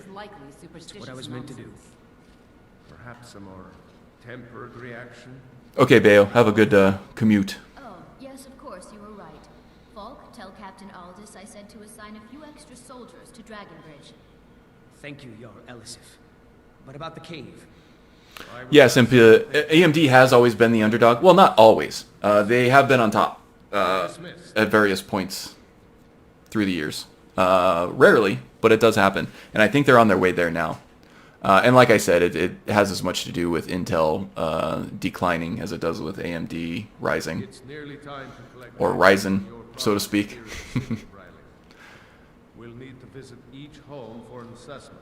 Oh, Falk getting his game on with Bryling. How about that? Let's meet this evening and If I needed something from you, you would know it. Oh, you know what? Before this, let's take care of just some gameplay maintenance type stuff here. I'm going to go ahead and disenchant anything that might be enchanted that I don't have. Oh yeah, definitely the Black Sacrament stuff. Immunity to poison is a great one for increasing your enchanting skill, because you get a very strong enchantment for even the petty level soul gems, but we won't be going that route with this character, but it's still nice to have the enchantment available through honed metal. And sneaking being more effective is also very useful for this character. And we'll sell off some... Is that a book over there? What is this? My dear Brylan, selling any fancy... I have so Sell off some stuff. Not Jarl Elisif. I want Sibyl Stentor. You're trying my patience. That's one of the annoying things about this custom camera is that it's hard to kind of, at the angle that it's at, it's kind of hard to select the thing you're trying to select, but we'll end up getting there eventually. Take a look. Sell off some stuff, we'll do some destruction training, and then we'll do a level up, and then we'll do some more destruction training. How about that? Don't need the stabs. Oh, geez, that wiped her out immediately, didn't it? Okay, then. That's only a problem. I can teach you, but I won't be held Oh, responsible. already tapped out on destruction. Knowledge. Forgot what I did last week. will be our only answer. Stay guarded. I will You know. Okay. We're not really running low on magicka at this point. Firebolt's still fairly cheap at this point, so we'll continue using that, I think. With the followers and everything too, health hasn't been an issue lately, so we'll just go with stamina because that, with the perks that we've taken, directly increases our damage output with unarmed attacks. So we'll do that. And we'll take a look at light armor. See if there's anything we can take here, because that benefits us the most with our Kung Fu.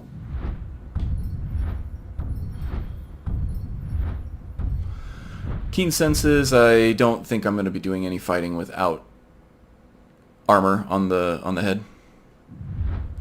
Evasive leap might help for just the yeet factor of getting out of the way of certain things. But we do have plenty of defensive options already in terms of TK dodge. It gives us some iframes that we can use to get the hell out of the way of certain things. I'm also running the apocalypse proof perks now, which allows me to time a block on incoming spells to negate the damage from that, which actually we saw against the Conjurer at the Buried Assassin. She shot chain lightning at us and we blocked it. It was hard to catch, but I did notice that. It was great.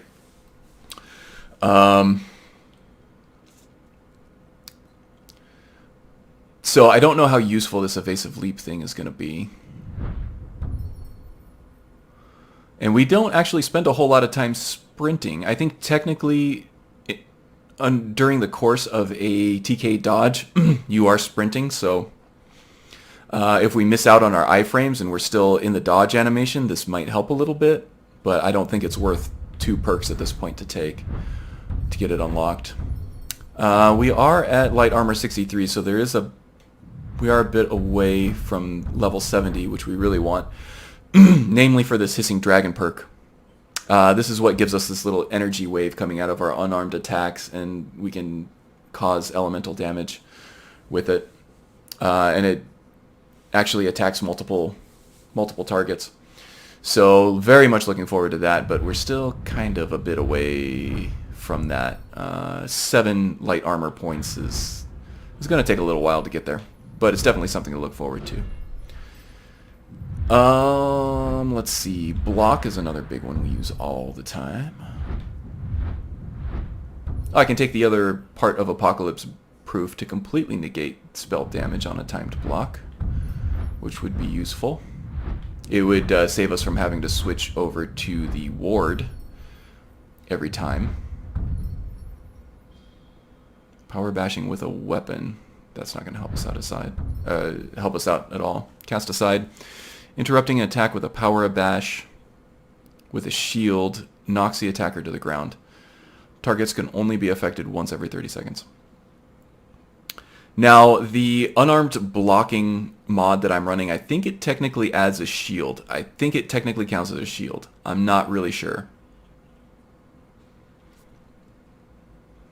So this might actually be very useful.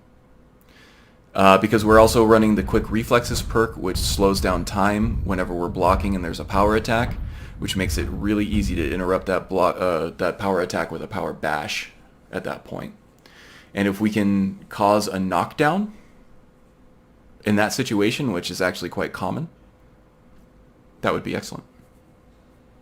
I also don't want to waste a perk if it doesn't work with the unarmed mod that I'm using. I don't know. I might do some independent testing with that off stream and just save the perk at this point.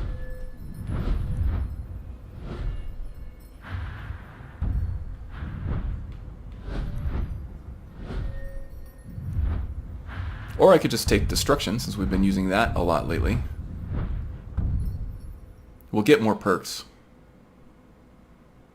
Yeah, I think since we've been concentrating on Destruction, I think I'm going to go Destruction with this. Fire spells and effects cast upon others are 20% more powerful based on the target's missing health percentage. Or we could go for 50% less magicka and 0.5% more powerful per level. I think this is generally more useful, just taking the Destruction Mastery perk and then going down the sub-tree of whatever you want to specialize in, which we'll be doing fire with this character. Okay, I'm happy with that. To seek out capable individuals to secure Hafingar. And we'll do some more Destruction training here. Surely you have something better to do. Oh, how I wish I could build a new machine, but alas, that is not in my future. No ideas if I go AMD or Intel, which is like Ford versus Chevy discussion. Yeah, for sure, Joe. The counterpoint of that and the good news is that, you know, it's hard to go wrong with either one, especially with any other new stuff. So it's easy to get caught up in what is slightly better than the other thing when you're trying to build a new machine, because this new machine is going to last you for the foreseeable future if you're doing it right. So it's really easy to get caught up in the negative cycle of, oh my gosh, I could have gotten a better card for less, or I could have gotten a better CPU for just a little bit more, or whatever. At the end of the day, you're going to build yourself a badass machine, and you're going to be happy with it, so don't dwell on it. Be happy.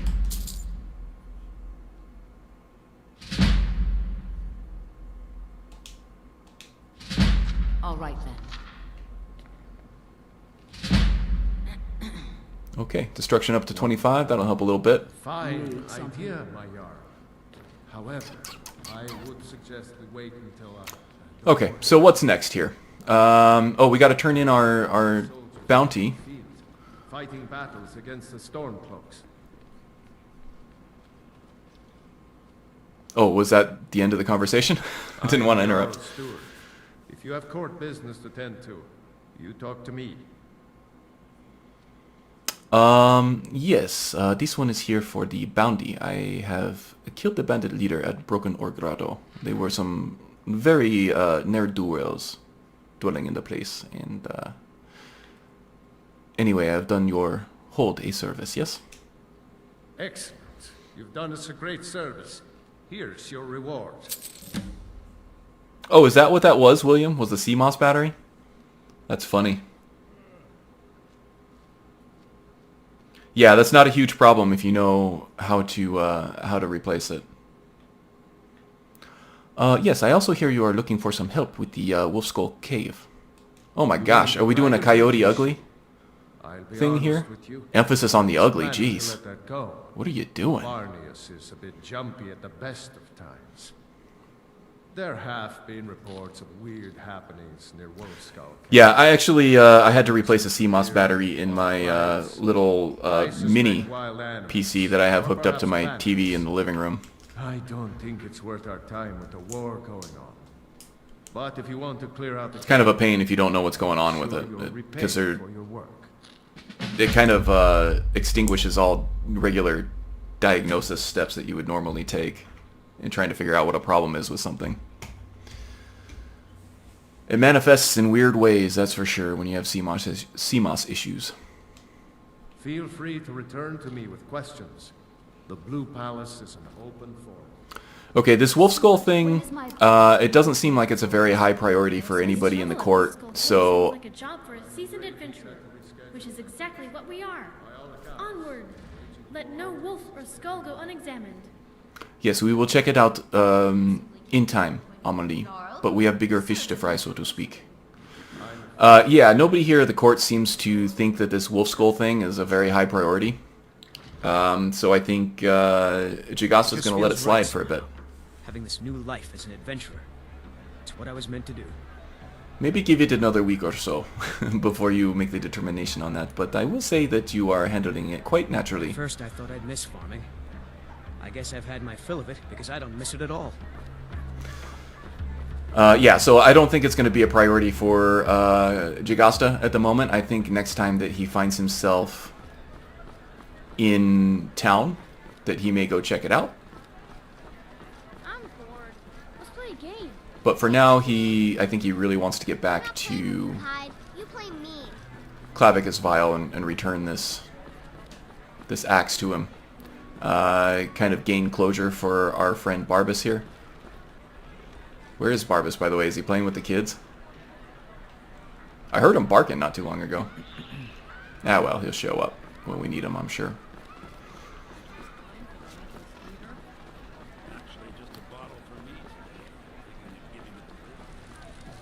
Just sell off a few things. We're going to take a carriage ride back to, I don't know, Whiterun maybe? Or Falkreath? I don't know which one's actually closest to Heimar's Shame. Might consider joining up myself.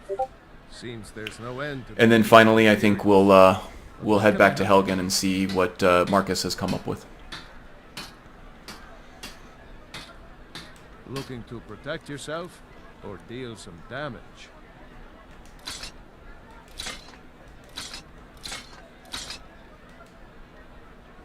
Nope. Running out of gold here.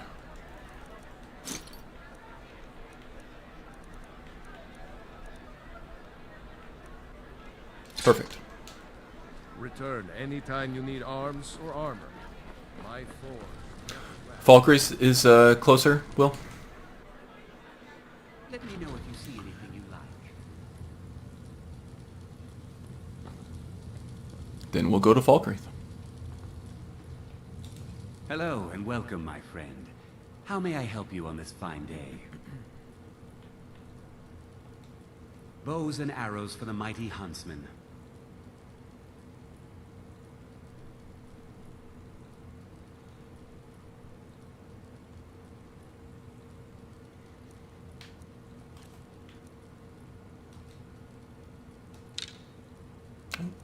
Weight, not damage.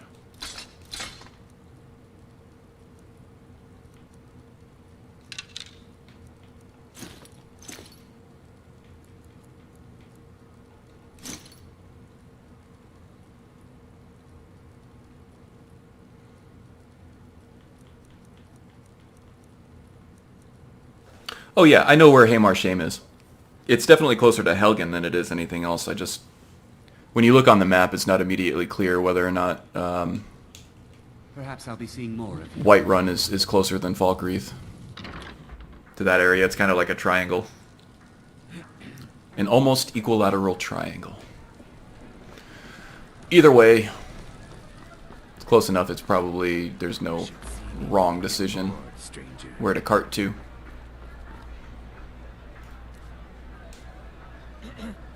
Yes?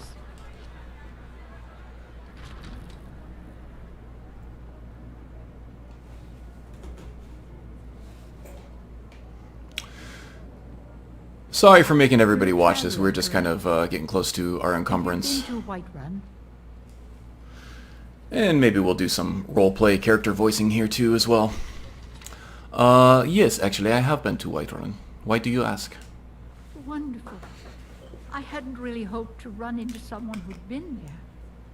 My daughter Fura was assigned to Whiterun after she joined the Imperial Army. I was hoping you might have met her. I haven't heard from her lately. I've tried talking to Captain Aldous, but he hasn't been any help. I have asked her. Just about done with it too. This is going to be a produced video, vignette, or two maybe. I'm right about there. I've been playing a lot of that Ashlander character, and I'm looking forward to sharing him. I think next week, actually, I'll probably do a stream next Saturday, showing off the character after I've uploaded the vignettes and released that on the YouTube channel and everything.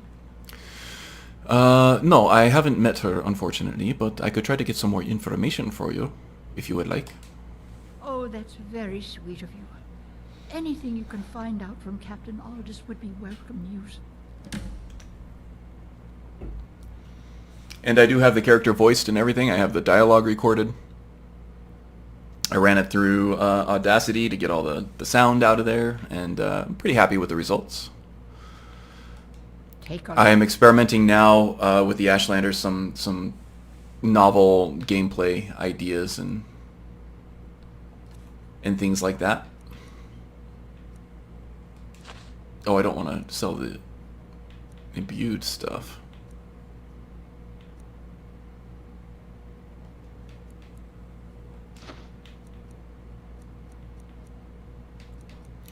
So yeah, just trying to capture some compelling gameplay footage at this point. And then I need to do some sweeping flybys and stuff for the dialogue that I've recorded, matching up the dialogue that I've recorded with some kind of footage from the game. It's been a while since I've done any heavy video editing. I think Alkanil, Chemical Whispers is the last time. His final showdown with Mercer was the last time I did any heavy video editing, so kind of looking forward to getting back in the saddle on that.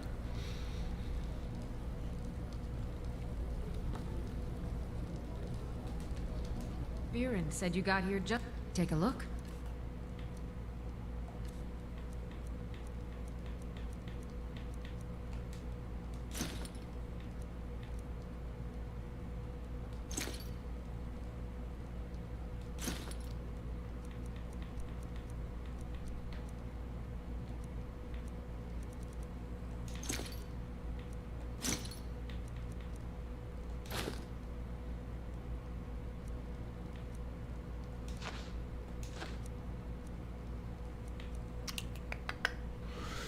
Almost there. Sorry, folks.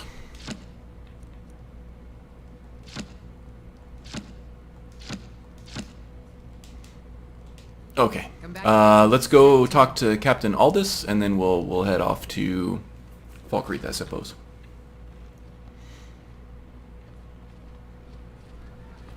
Hitch a ride to Falkreath.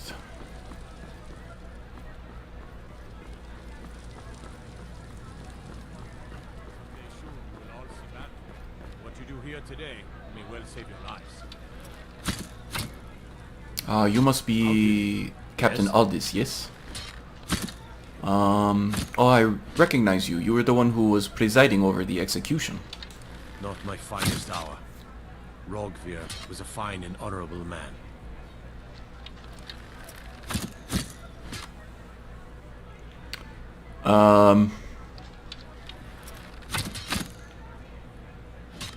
So you think what he did was right? No, I think he was entirely wrong. Rogvir's execution was justified and necessary. Being honorable might make you a good man, but it doesn't make you right. Be a better world if it did. Ah, yes. Well said, Captain. So, listen, Captain. Angeline, the alchemist, the apothecary, sent me to ask you about her daughter. Generally, posting information is need to know only.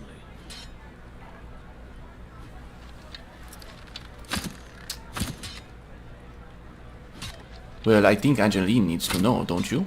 I've been trying to find the time and place to let her know. Her daughter was sent to Whiterun. The skirmishes there have been violent. The Whiterun legate, he needed to know the Stormcloak positions. He sent out a party to scout the area. They happened upon a large force. I'm told none of them made it back. Private Morard, Angela's daughter, was in that scouting party. She needs to be told. This one appreciates that bad news is often hard to deliver. I will take on this task for you. You seem like a good man. Let's see here. So it looks like after destruction training, we're very close to our next level. I'm running dynamic things, which has usable dummies, so I'll go ahead and incinerate this dummy until we get a level up. There we go.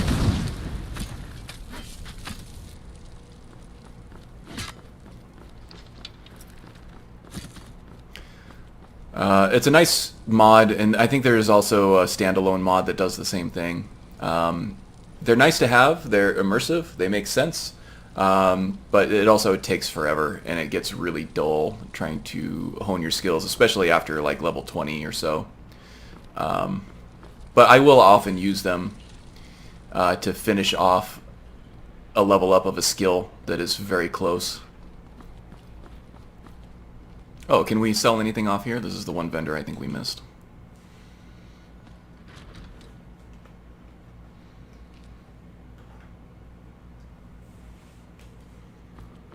It's okay, Simpa. Let's hear it.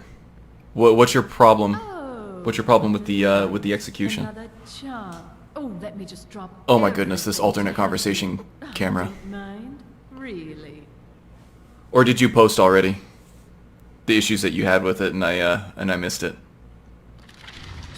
Clothes and raiment for the discerning customer.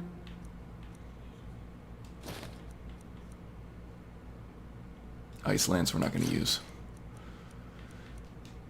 Okay, ready to get out of here. Finally.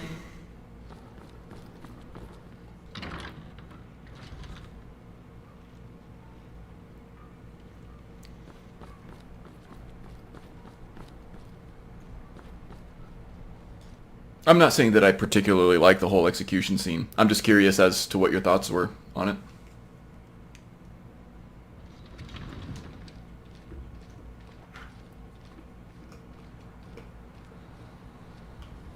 Oh, yeah. I mean, I can kind of understand. They needed to make an example. In times of rebellion like this, it's really easy to lose hold of your control on a society, on a civilization, and I feel like with the contentious political environment, there obviously are some people who support, well, not support Ulfric overtly, but don't necessarily hold him responsible for the murder of Torrig when it was a duel. Where do you want to go? Dictated by, you know, the culture of the hold for centuries or millennia or however long. I understand that. That's definitely a contentious point. And there are arguments to be had on both sides, for sure. Climb and back and we'll be on. But I also understand why leadership would feel like they are forced to execute the gate guard who let him go. Just because they don't want to... Are you hungry? I'm hungry. Oh, we got an animation issue here.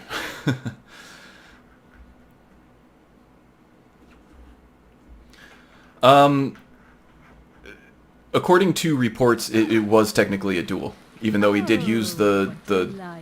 Another charm. Oh boy, what the hell's going on here?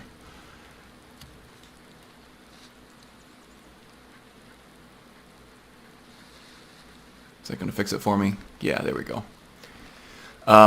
Even though he did use the Foos, that was a tool that I think that he was entitled to use in that duel.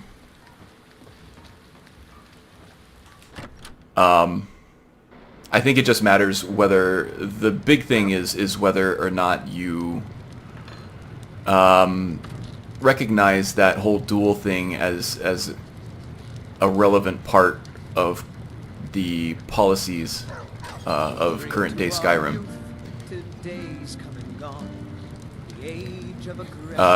In my opinion of things, that even though that is part of their history and part of their culture, it hasn't been something that has really been used. It's kind of like fallen out of favor.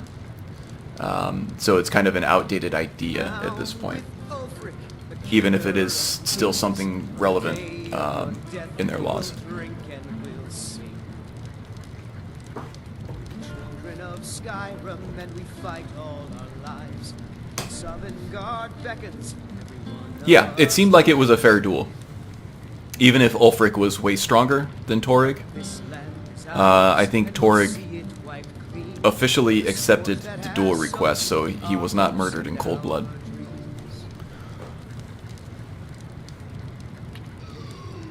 Again, all this stuff is extremely open to interpretation. It doesn't mean one side is wrong, one side is right. It's your game, it's your world, you're living in it. I can see the arguments on both sides, honestly.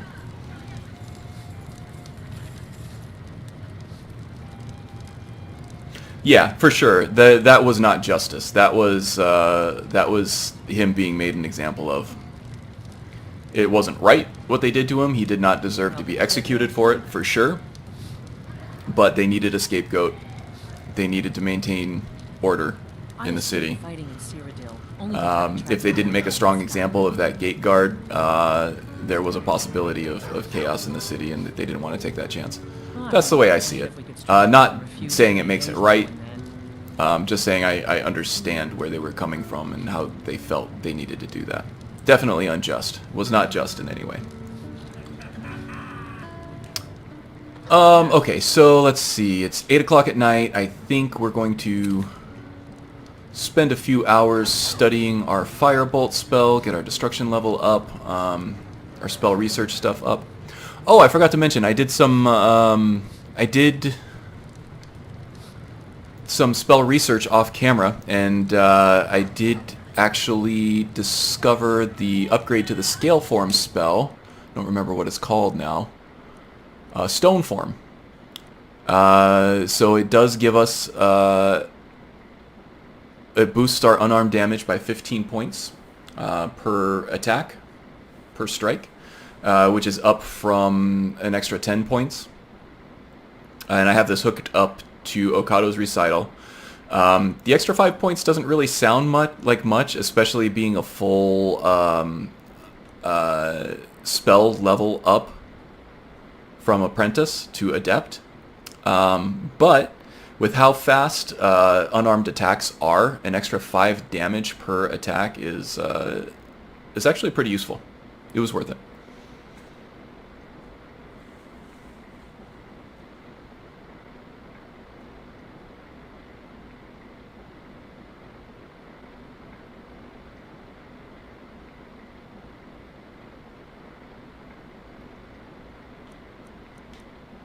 Yeah, I think that's what we just saw, was that all this... Oh, no. So he thinks all this was... Rogvir was in the wrong. I think he also didn't think that Rogvir deserved to die for what he did.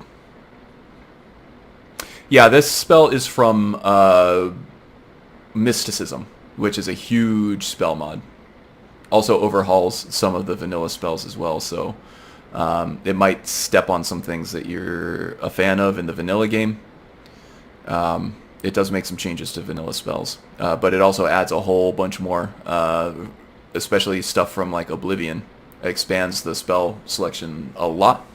I have it hooked up to spell research as well, which helps for the studious types, or also mage types that don't necessarily, you don't want them to learn spells in the conventional way through spell books, which is kind of bland. They can discover it on their own through spirituality or studying or whatever.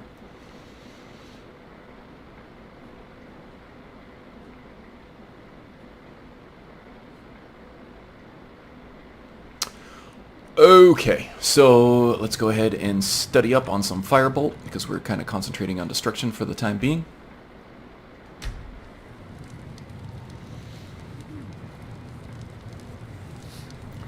We'll spend a few hours studying this Firebolt spell before we move on to... and then we'll get some food, some rest, and then in the morning we'll head out to Haymar Shane and conclude this this Clavicus Vial situation, I think.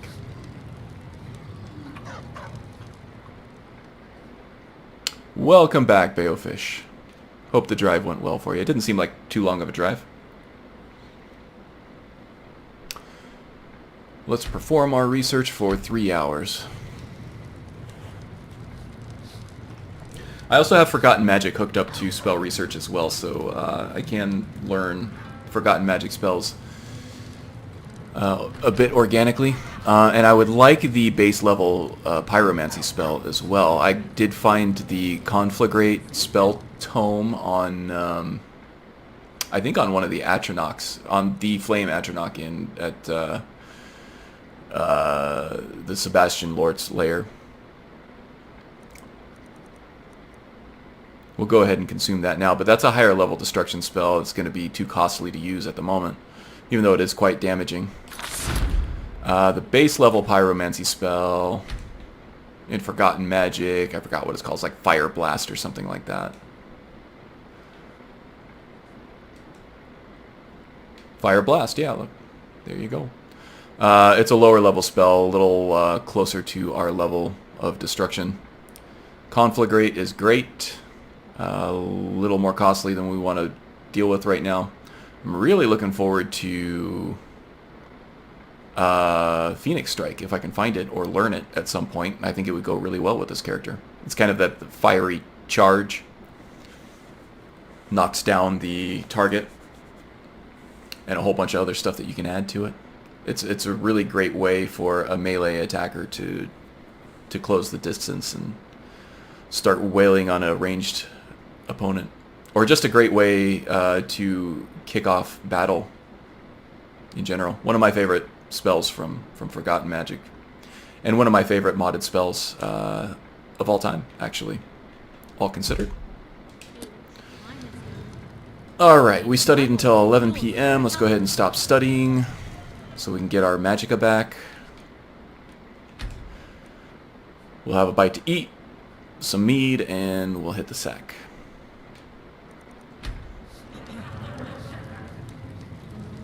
Welcome to Dead Man's Drink. Oh, while we're here though, maybe Here, take grab a look. bounty. Some of the Jarl's men came by and left this bounty letter. Knife Point Ridge, eh? And this one would like to rent a room, yes? Sure thing. It's yours for a day. Yes? And I have stayed here before, so don't bother showing me where the room is. Thank you. I understand.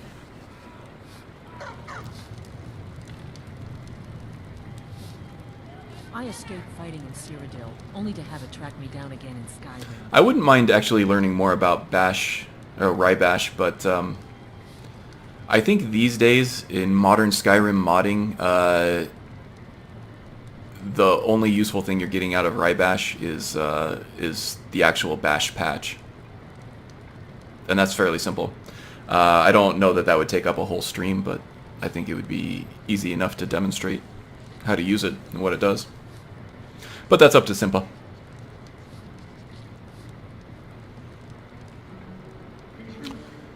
Oh, Simpa. That's up to Baofish. Sorry. I saw Simpa's name.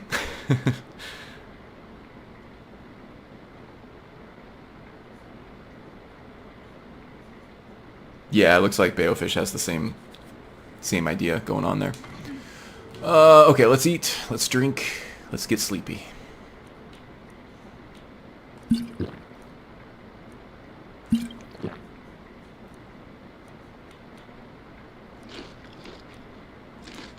Some fish, some sweet stuff. Maybe some bread for some fiber. Alright, there we go. I think we're ready to go. And then we'll make the journey back to Hamar Shame.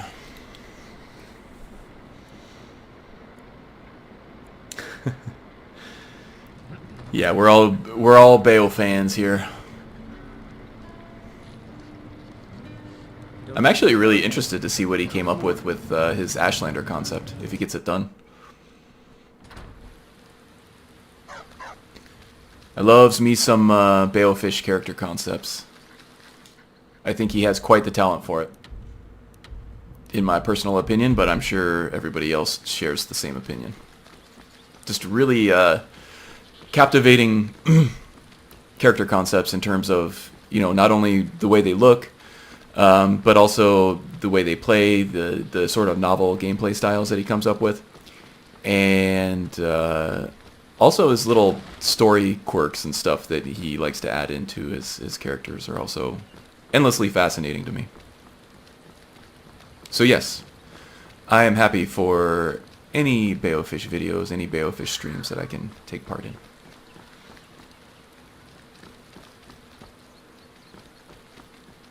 Oh yeah, I actually saw that. It seems I'm going to take a look at it, especially as a refresher. Well, there's a wounded priest. Let's get ready just in case this is a trap. I do have a healing spell that I can use for him. It seems like it goes over the Dunmer creation myth, which I am already well familiar with. But it would be a nice refresher anyway for the Ashlander. I think my story and my concept are already pretty much set, though. Good to see you again, friend. Well, that was uneventful, wasn't it? I did take some liberties with some certain things involving the Ashlanders. I would like to know more about them, though. I did some reading on them from the UESP pages and stuff like that. But I did my own take on it, which is completely allowed, even if it doesn't completely fit in with canon lore. It works for me and is something that I'm happy with, so I'm going to be forgiving with myself on that. But I definitely will check it out as a refresher on all that lore.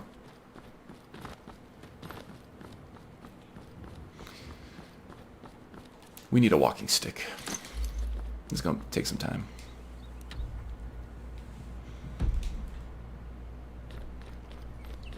And I think Hastur was right, because looking at the distance we have to travel now from Falkreath, it does seem significantly shorter than the trek we would have made from Whiterun. I need to add in that mod that gives you more carriage targets from the vanilla carriages. Oh. This is an old orc situation, is it? Oh, there's Janassa. We have had Janassa with us briefly to help us take on some giants in Whiterun. I don't know if she was actually in the stream, but it looks like she is doing quite well taking on the Sabercat for her client.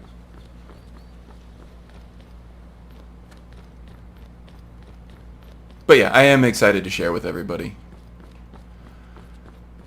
1 more week, or less than at this point, is the deadline. And I do like your idea, Hastur, of doing a Trailiant style comic book setup for your story. I'm a big fan of that format. Trailiant has done some really, really good work with that.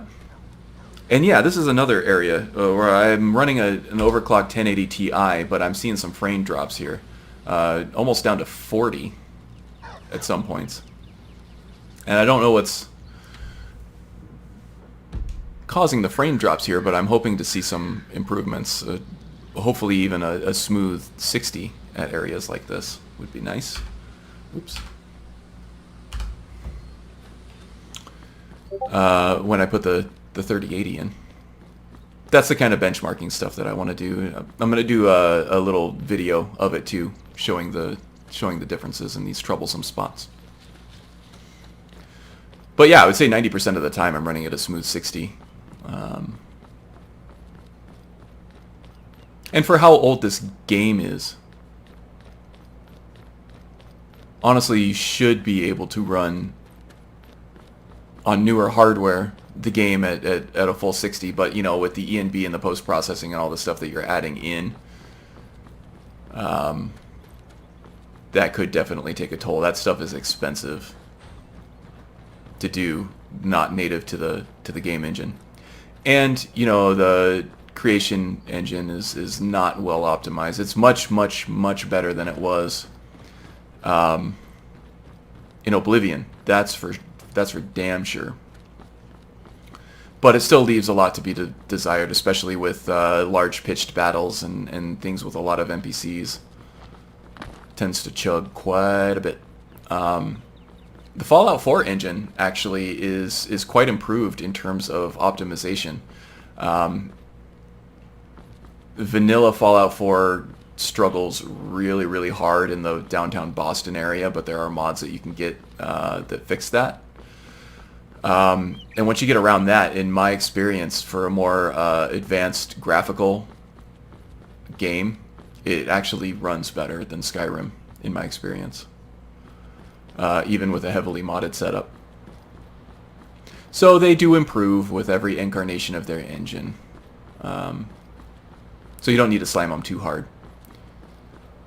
A lot of old games have optimization issues when you try to run them on newer hardware. You expect bigger graphical improvements than what you get sometimes, but it's the nature of the beast.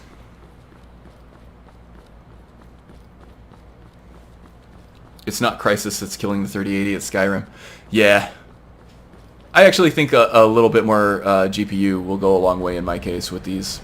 Especially in terms of the E&B and the post-processing and stuff like that. I think that the 3080 is much more capable of handling that kind of thing than the 1080 Ti that I'm running on. But we shall see. I will post side-by-sides of frame rates in certain areas. I'm not going to change my graphical setup at all.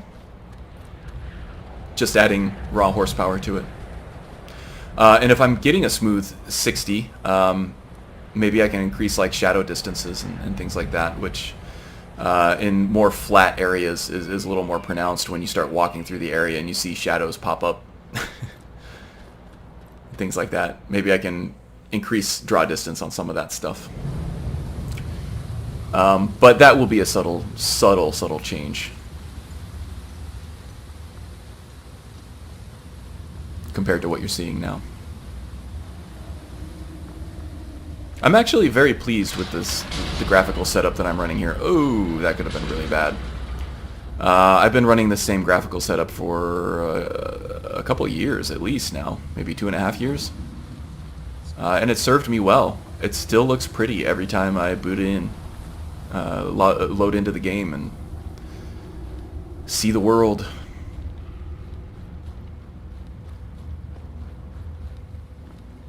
I don't envy those people who feel the need to redo their setup, Magus, all the time. Although it does add a lot of practice. You get a lot of good practice in modding, doing it that way. But for the most part, I'm happy with the base mod setup. And then just tweak a few things for each profile, for each character. Because I do love playing the game. And modding can be a pain in the ass, even though it is a joy for some. I will allow you that joy. Not trying to criticize that at all, by the way. Just saying that I personally would rather be playing the game, and it's nice to have something that you're happy with for so long.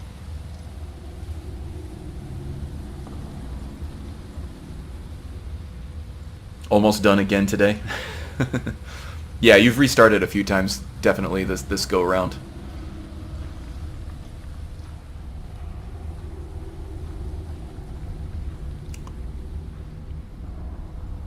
Okay, Barbas is here. Okay, Mr. Clavicus Viles, sir, I have your axe. Ah, you've got the axe. And my dog. Splendid.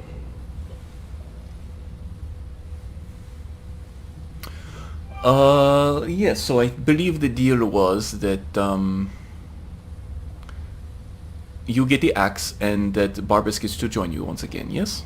Excellent work. A hero and his faithful companion retrieving the ancient artifact for the prince. It's almost storybook. Ah, but it almost seems a shame to give a weapon like that away, doesn't it? I suppose I could be... Balefish, when you say your own setup, would you consider maybe making a modding guide at some point? I think that would help a lot of people out. I would be interested, because at some point I'm going to switch out to faster storage. There's some NVMe 2 stuff that's coming out that is significantly faster than the SSDs that we have now. It might take a little while, a year or so, for it to catch up to like the PS5 and stuff, but at that point I am going to need to redo my setup. And I do like following a guide and then making my own tweaks and stuff afterwards, but no deal. You need to take the axe and take back Barbas, please. You're no fun at all. Guess I'll have to make my own fun elsewhere. Yeah, Simpa, I agree in general, although there are some bright spots in Oblivion as well. My full power.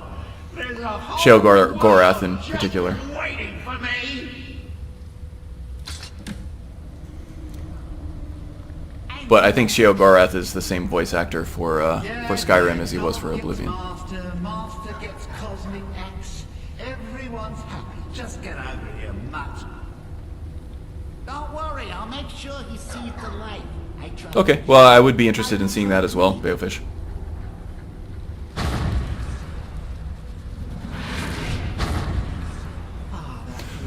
Yeah, Simpo, we've actually had this conversation on some of the Discords anyway. I don't remember if it was Character Crusade or not, but I think it was.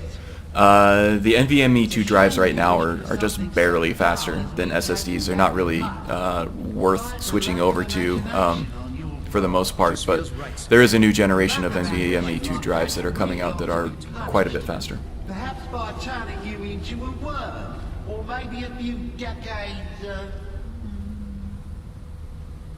Oh, fine. Have my bone and be done with it. Got more interesting deals to make anyway.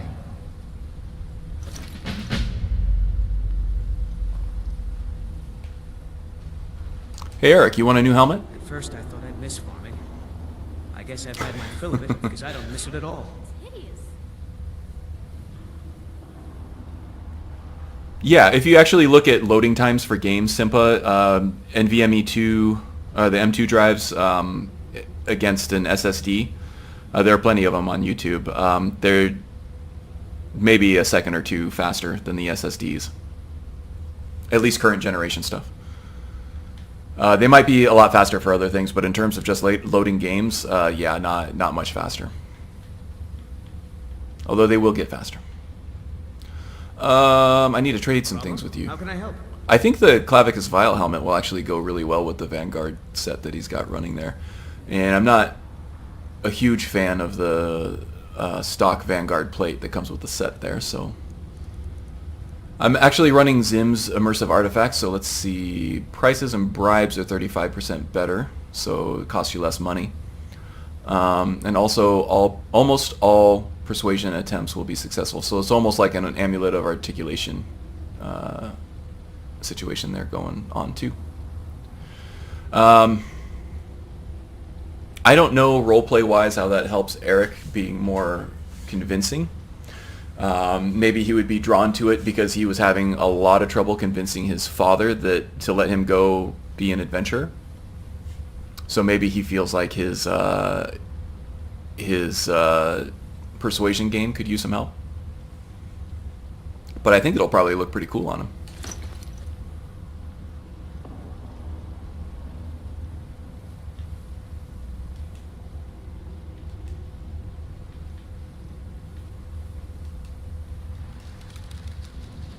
Yeah, that looks kind of fearsome in combat, doesn't it? Sort of a heavy armored juggernaut. I kind of like it. But I also want to be able to see his face out of combat during conversations and stuff like that. Did you just try to light me on fire? Jeez, kids these days, right? Okay, so that's taken care of. Probably need to head back to Helgen. We'll see what's going on there. We'll go ahead and take care of that in the stream too because it's close. We'll get the next leg of that quest kicked off, and then we'll probably call it a stream after that, I think. Been a good solid 2.5 hours so far. 2 hours and 26 minutes anyway. Maybe a little less considering the pre-stream banter and waiting for people to show up and all that. But it's still a pretty good stream anyway, I would think.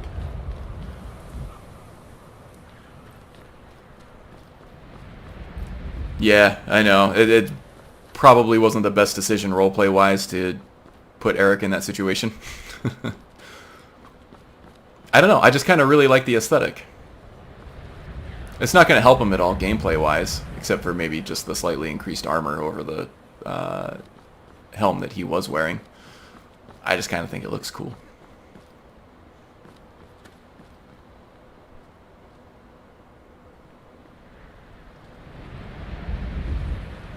Yeah, Balefish. So kind of like expanded RAM in a way.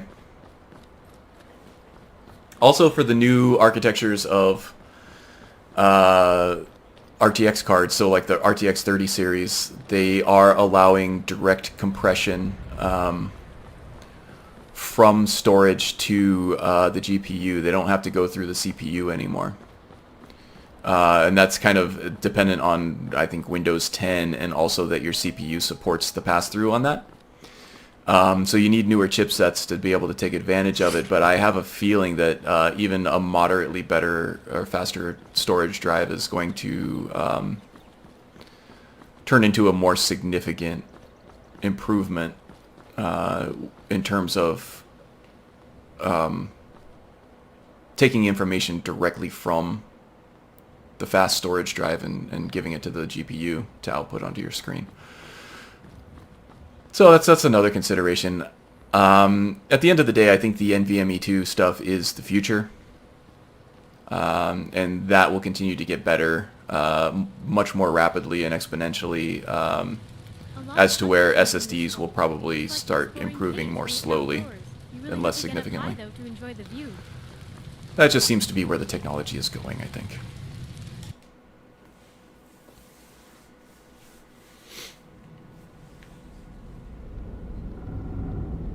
Yeah, so you probably do a lot of heavy data processing all the time,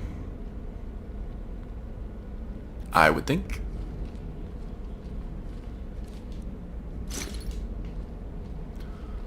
Alright, where are these two old frat boys? I also tend to get some instability in this area with Helgen Reborn, especially in like dialogue and conversation. I think actually last stream we crashed as well, and that's happened to me before. It's not a consistent thing, it doesn't always happen, but It's bad for Skyrim. I don't know, maybe I need to clean the master or something for Helgen Reborn. Oh, hello. Need something? Yes, you said to return after you've had some time to plan. So, what's the plan? Ah, yes, we've been waiting for you. Now that you're here, we have a matter of grave importance to discuss with you. So you really think this nonsensical plan of yours will work, rather? Janice, it has to work. We have no choice. Now then. Reporting as ordered, sir. An Imperial soldier. Armor looks good on you two. Oh no, this is one of his band of, Well, it Oh, that's no good. It's had a dead man in it. What do you expect? So, now that we're all here... That's a cool trick, though. Would you like to fill in our friend on your plan? Did you ever stop to wonder how my men and I came to this place?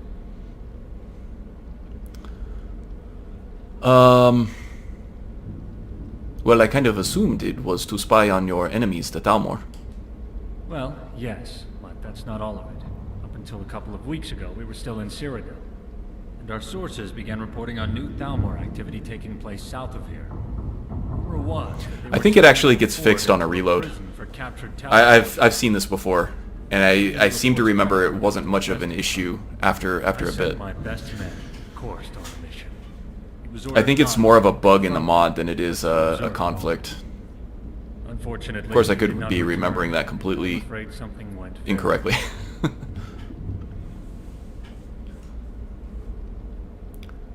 Okay, how long has he been missing? About 2 weeks. After 1 week went by, we'd started to fear the worst, so we mobilized and came here. Finding Korst is the main reason we're here. This fort gave us the perfect spot to rest, resupply, and prepare The Bad Boys to toys find and out store, what yeah, the mutilated toys. So, we eliminated the bandits, took over the fort, tried to blend in and not draw attention to ourselves.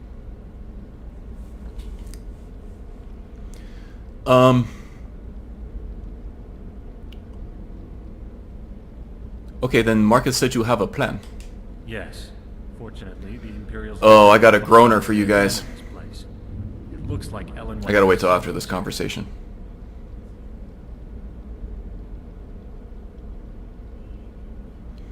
Yes, she was, but what does that have to do with your plan? I need you to pose as an Imperial officer with orders to transfer Korst back to Ellenwood for interrogation.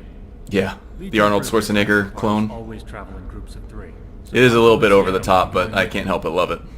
As you can see, they're already in Imperial uniform. You must do the same if this has any chance of working. We found some officer's armor that should fit you, and Alton put a little enchantment on it for you. It's only worn by high-ranking officers, so it should help you carry a bit more influence. If you have any other powers of persuasion, this would be the time to use them. Perhaps between the two it will be enough for this to work.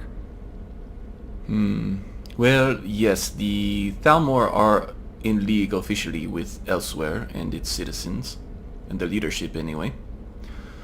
So maybe my furry face would be a boon in this case, but I really do not like the subterfuge, but it does sound like it is for a good cause. And then what are we going to do about the transfer order from Elenwen? While searching the fort, we found a communique from her own hand, and were able to forge a transfer order to give to the men at the prison. If the Thalmor officers question you, remind them you're a special envoy from the embassy. They had best comply. Hopefully it'll be enough, but if not, you may have to resort to the old-fashioned way of negotiating. Okay. Well, this prison is surely heavily guarded. Yes, it certainly will be. Make no mistake, those Thalmor bastards are beyond brutal. And I've heard there's a particularly ruthless justiciar named Arundel who may be in charge there. If it's the Arundel I know, you can be certain he will kill you on sight, so you must be careful. Okay, if this Korst is alive, I will do my best to bring him back. Thank you, friend. You know, Marcus seems to be quite impressed with you. Well, if he trusts you, then I trust you. The prison is located south of here, on the road past... It's a trap! Heading to the Cyrodiil border. Here, I'll mark it on your map. Here's your armor. Don't forget to put it on. Please return as soon as you can, and good luck. Okay. Sienna, when the others said you were little more than just a pretty face, I didn't know they were talking about this. That was the groaner I promised. How was it? Was it good? Epic? I thought it was pretty good.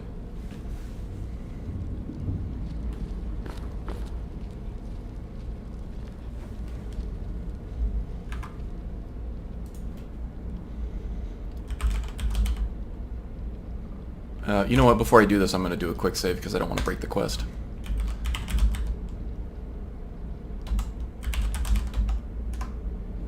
Haha! That looks better. It's not the best fit. Seems a little tight in the bust area, but... You know, I'm not going to complain about that. 7 out of 10 septums. Alright, I'll take it. I'll take it. I was shooting more for 10 out of 10 because I was pretty proud of that one. I had to wait for them to finish yammering on and on. But, pay no attention to the bear. It's just, Canarthi. Playing a little practical joke on Jagasta, yes? Dragon. I always heard the legends in my childhood, but I always thought they were fairy tales. There's that Dragonborn thing again. Okay, let's, get the heck out of here. Sienna's looking better.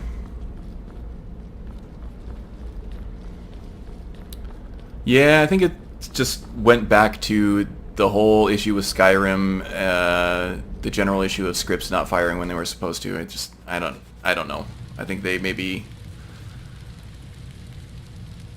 didn't allow for enough time for her,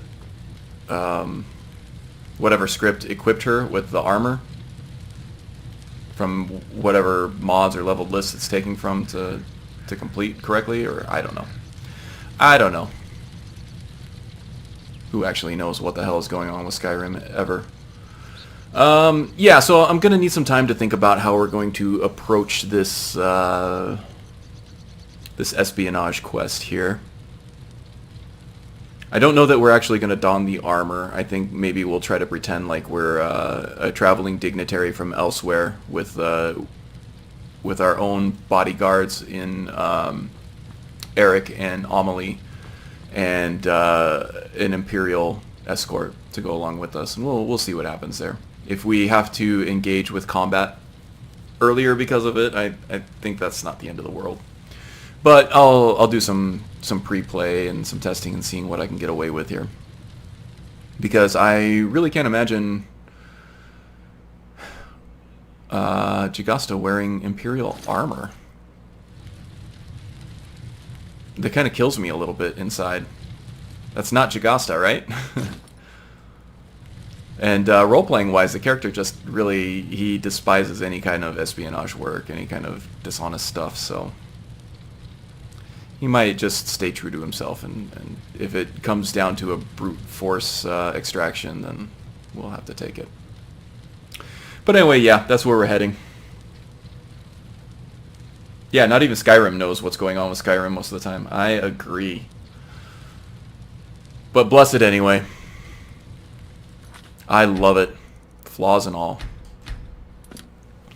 Yeah, so I think that's it for this stream.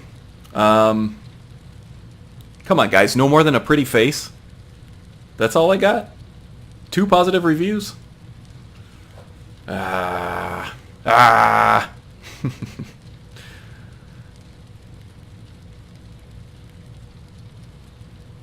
Yeah. All right. Well, thank you guys for joining. It was fun again, as it always is. Next time, I will be running on my 3080. I will be sure to report back with the differences. With that, hopefully some good improvements with my trouble. Too enthusiastic. Oh, I got a 9 out of 10 there. All right. Good. I was proud of it. Thanks, Magus. Yeah, no problem, Wind. Let me go ahead and plug other channels. So, yeah, most of you in the channel are also part of the community, so you know where to find all the good content and stuff like that. But if you like what you see here, there is plenty of more... Oh, yeah, Strudel. You can go back probably about a couple minutes and see it. But, yeah, it was just a stupid pun that I was very proud of that, you might like. Yeah, so you probably know where all the content is, but in case you either don't know where to find the good Skyrim content, or if you are joining me from outside the community right now, or watching the archive and like what you see, there is a bunch of links in the description to, namely, the Couch Warrior channel, which for my side anyway, he produces the best Skyrim content on YouTube and, in fact, on the internet. So go check that out. Some great storytelling, a very cinematic experience, the likes of which have never been seen in this platform, I think. Also, The Wind is back to streaming regularly, I believe. She had a Wednesday Hump Day stream a few days ago, and it was epic. It was amazing. Had a lot of fun. So go join her on one of those. The link is in the description. I think she is back to Wednesday and Sunday schedule after getting her load order figured out. And now I'm giving everybody motion sickness with the circling camera here.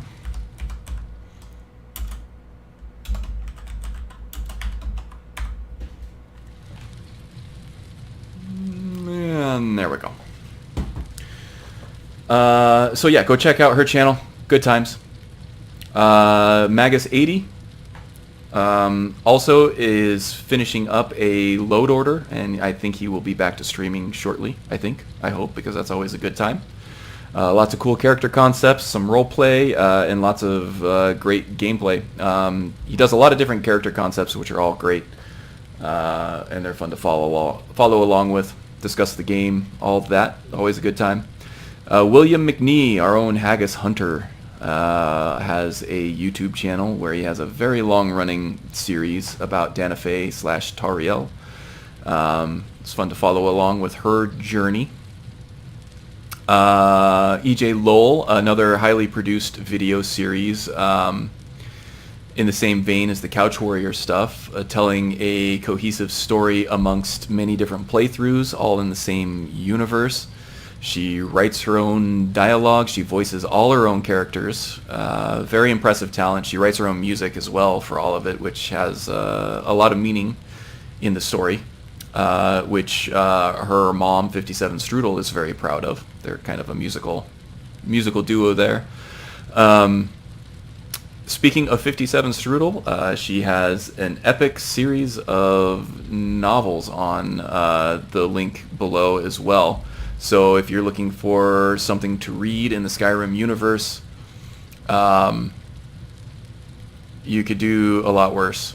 In fact, you couldn't do much better. I haven't read the whole thing. It's quite a daunting task, but what I have read is absolutely excellent, and I'm looking forward to reading more of it. And last but not least, Darnair Gaming. I think she's in between he's in between hardware at this point. So there is some stuff that he posts, some mashups and things like that. He's actually quite great at the whole video editing thing, and getting some cinematic mashups and things. Some really good stuff on his channel there, so go check that out. May know him as Loki in other channels. We've been calling Darnair Gaming Loki this whole time, so might be some confusion there. Oh, I missed Bayofish. I skipped right over him, I think. A lot of good mod tutorials and modding streams on his channel.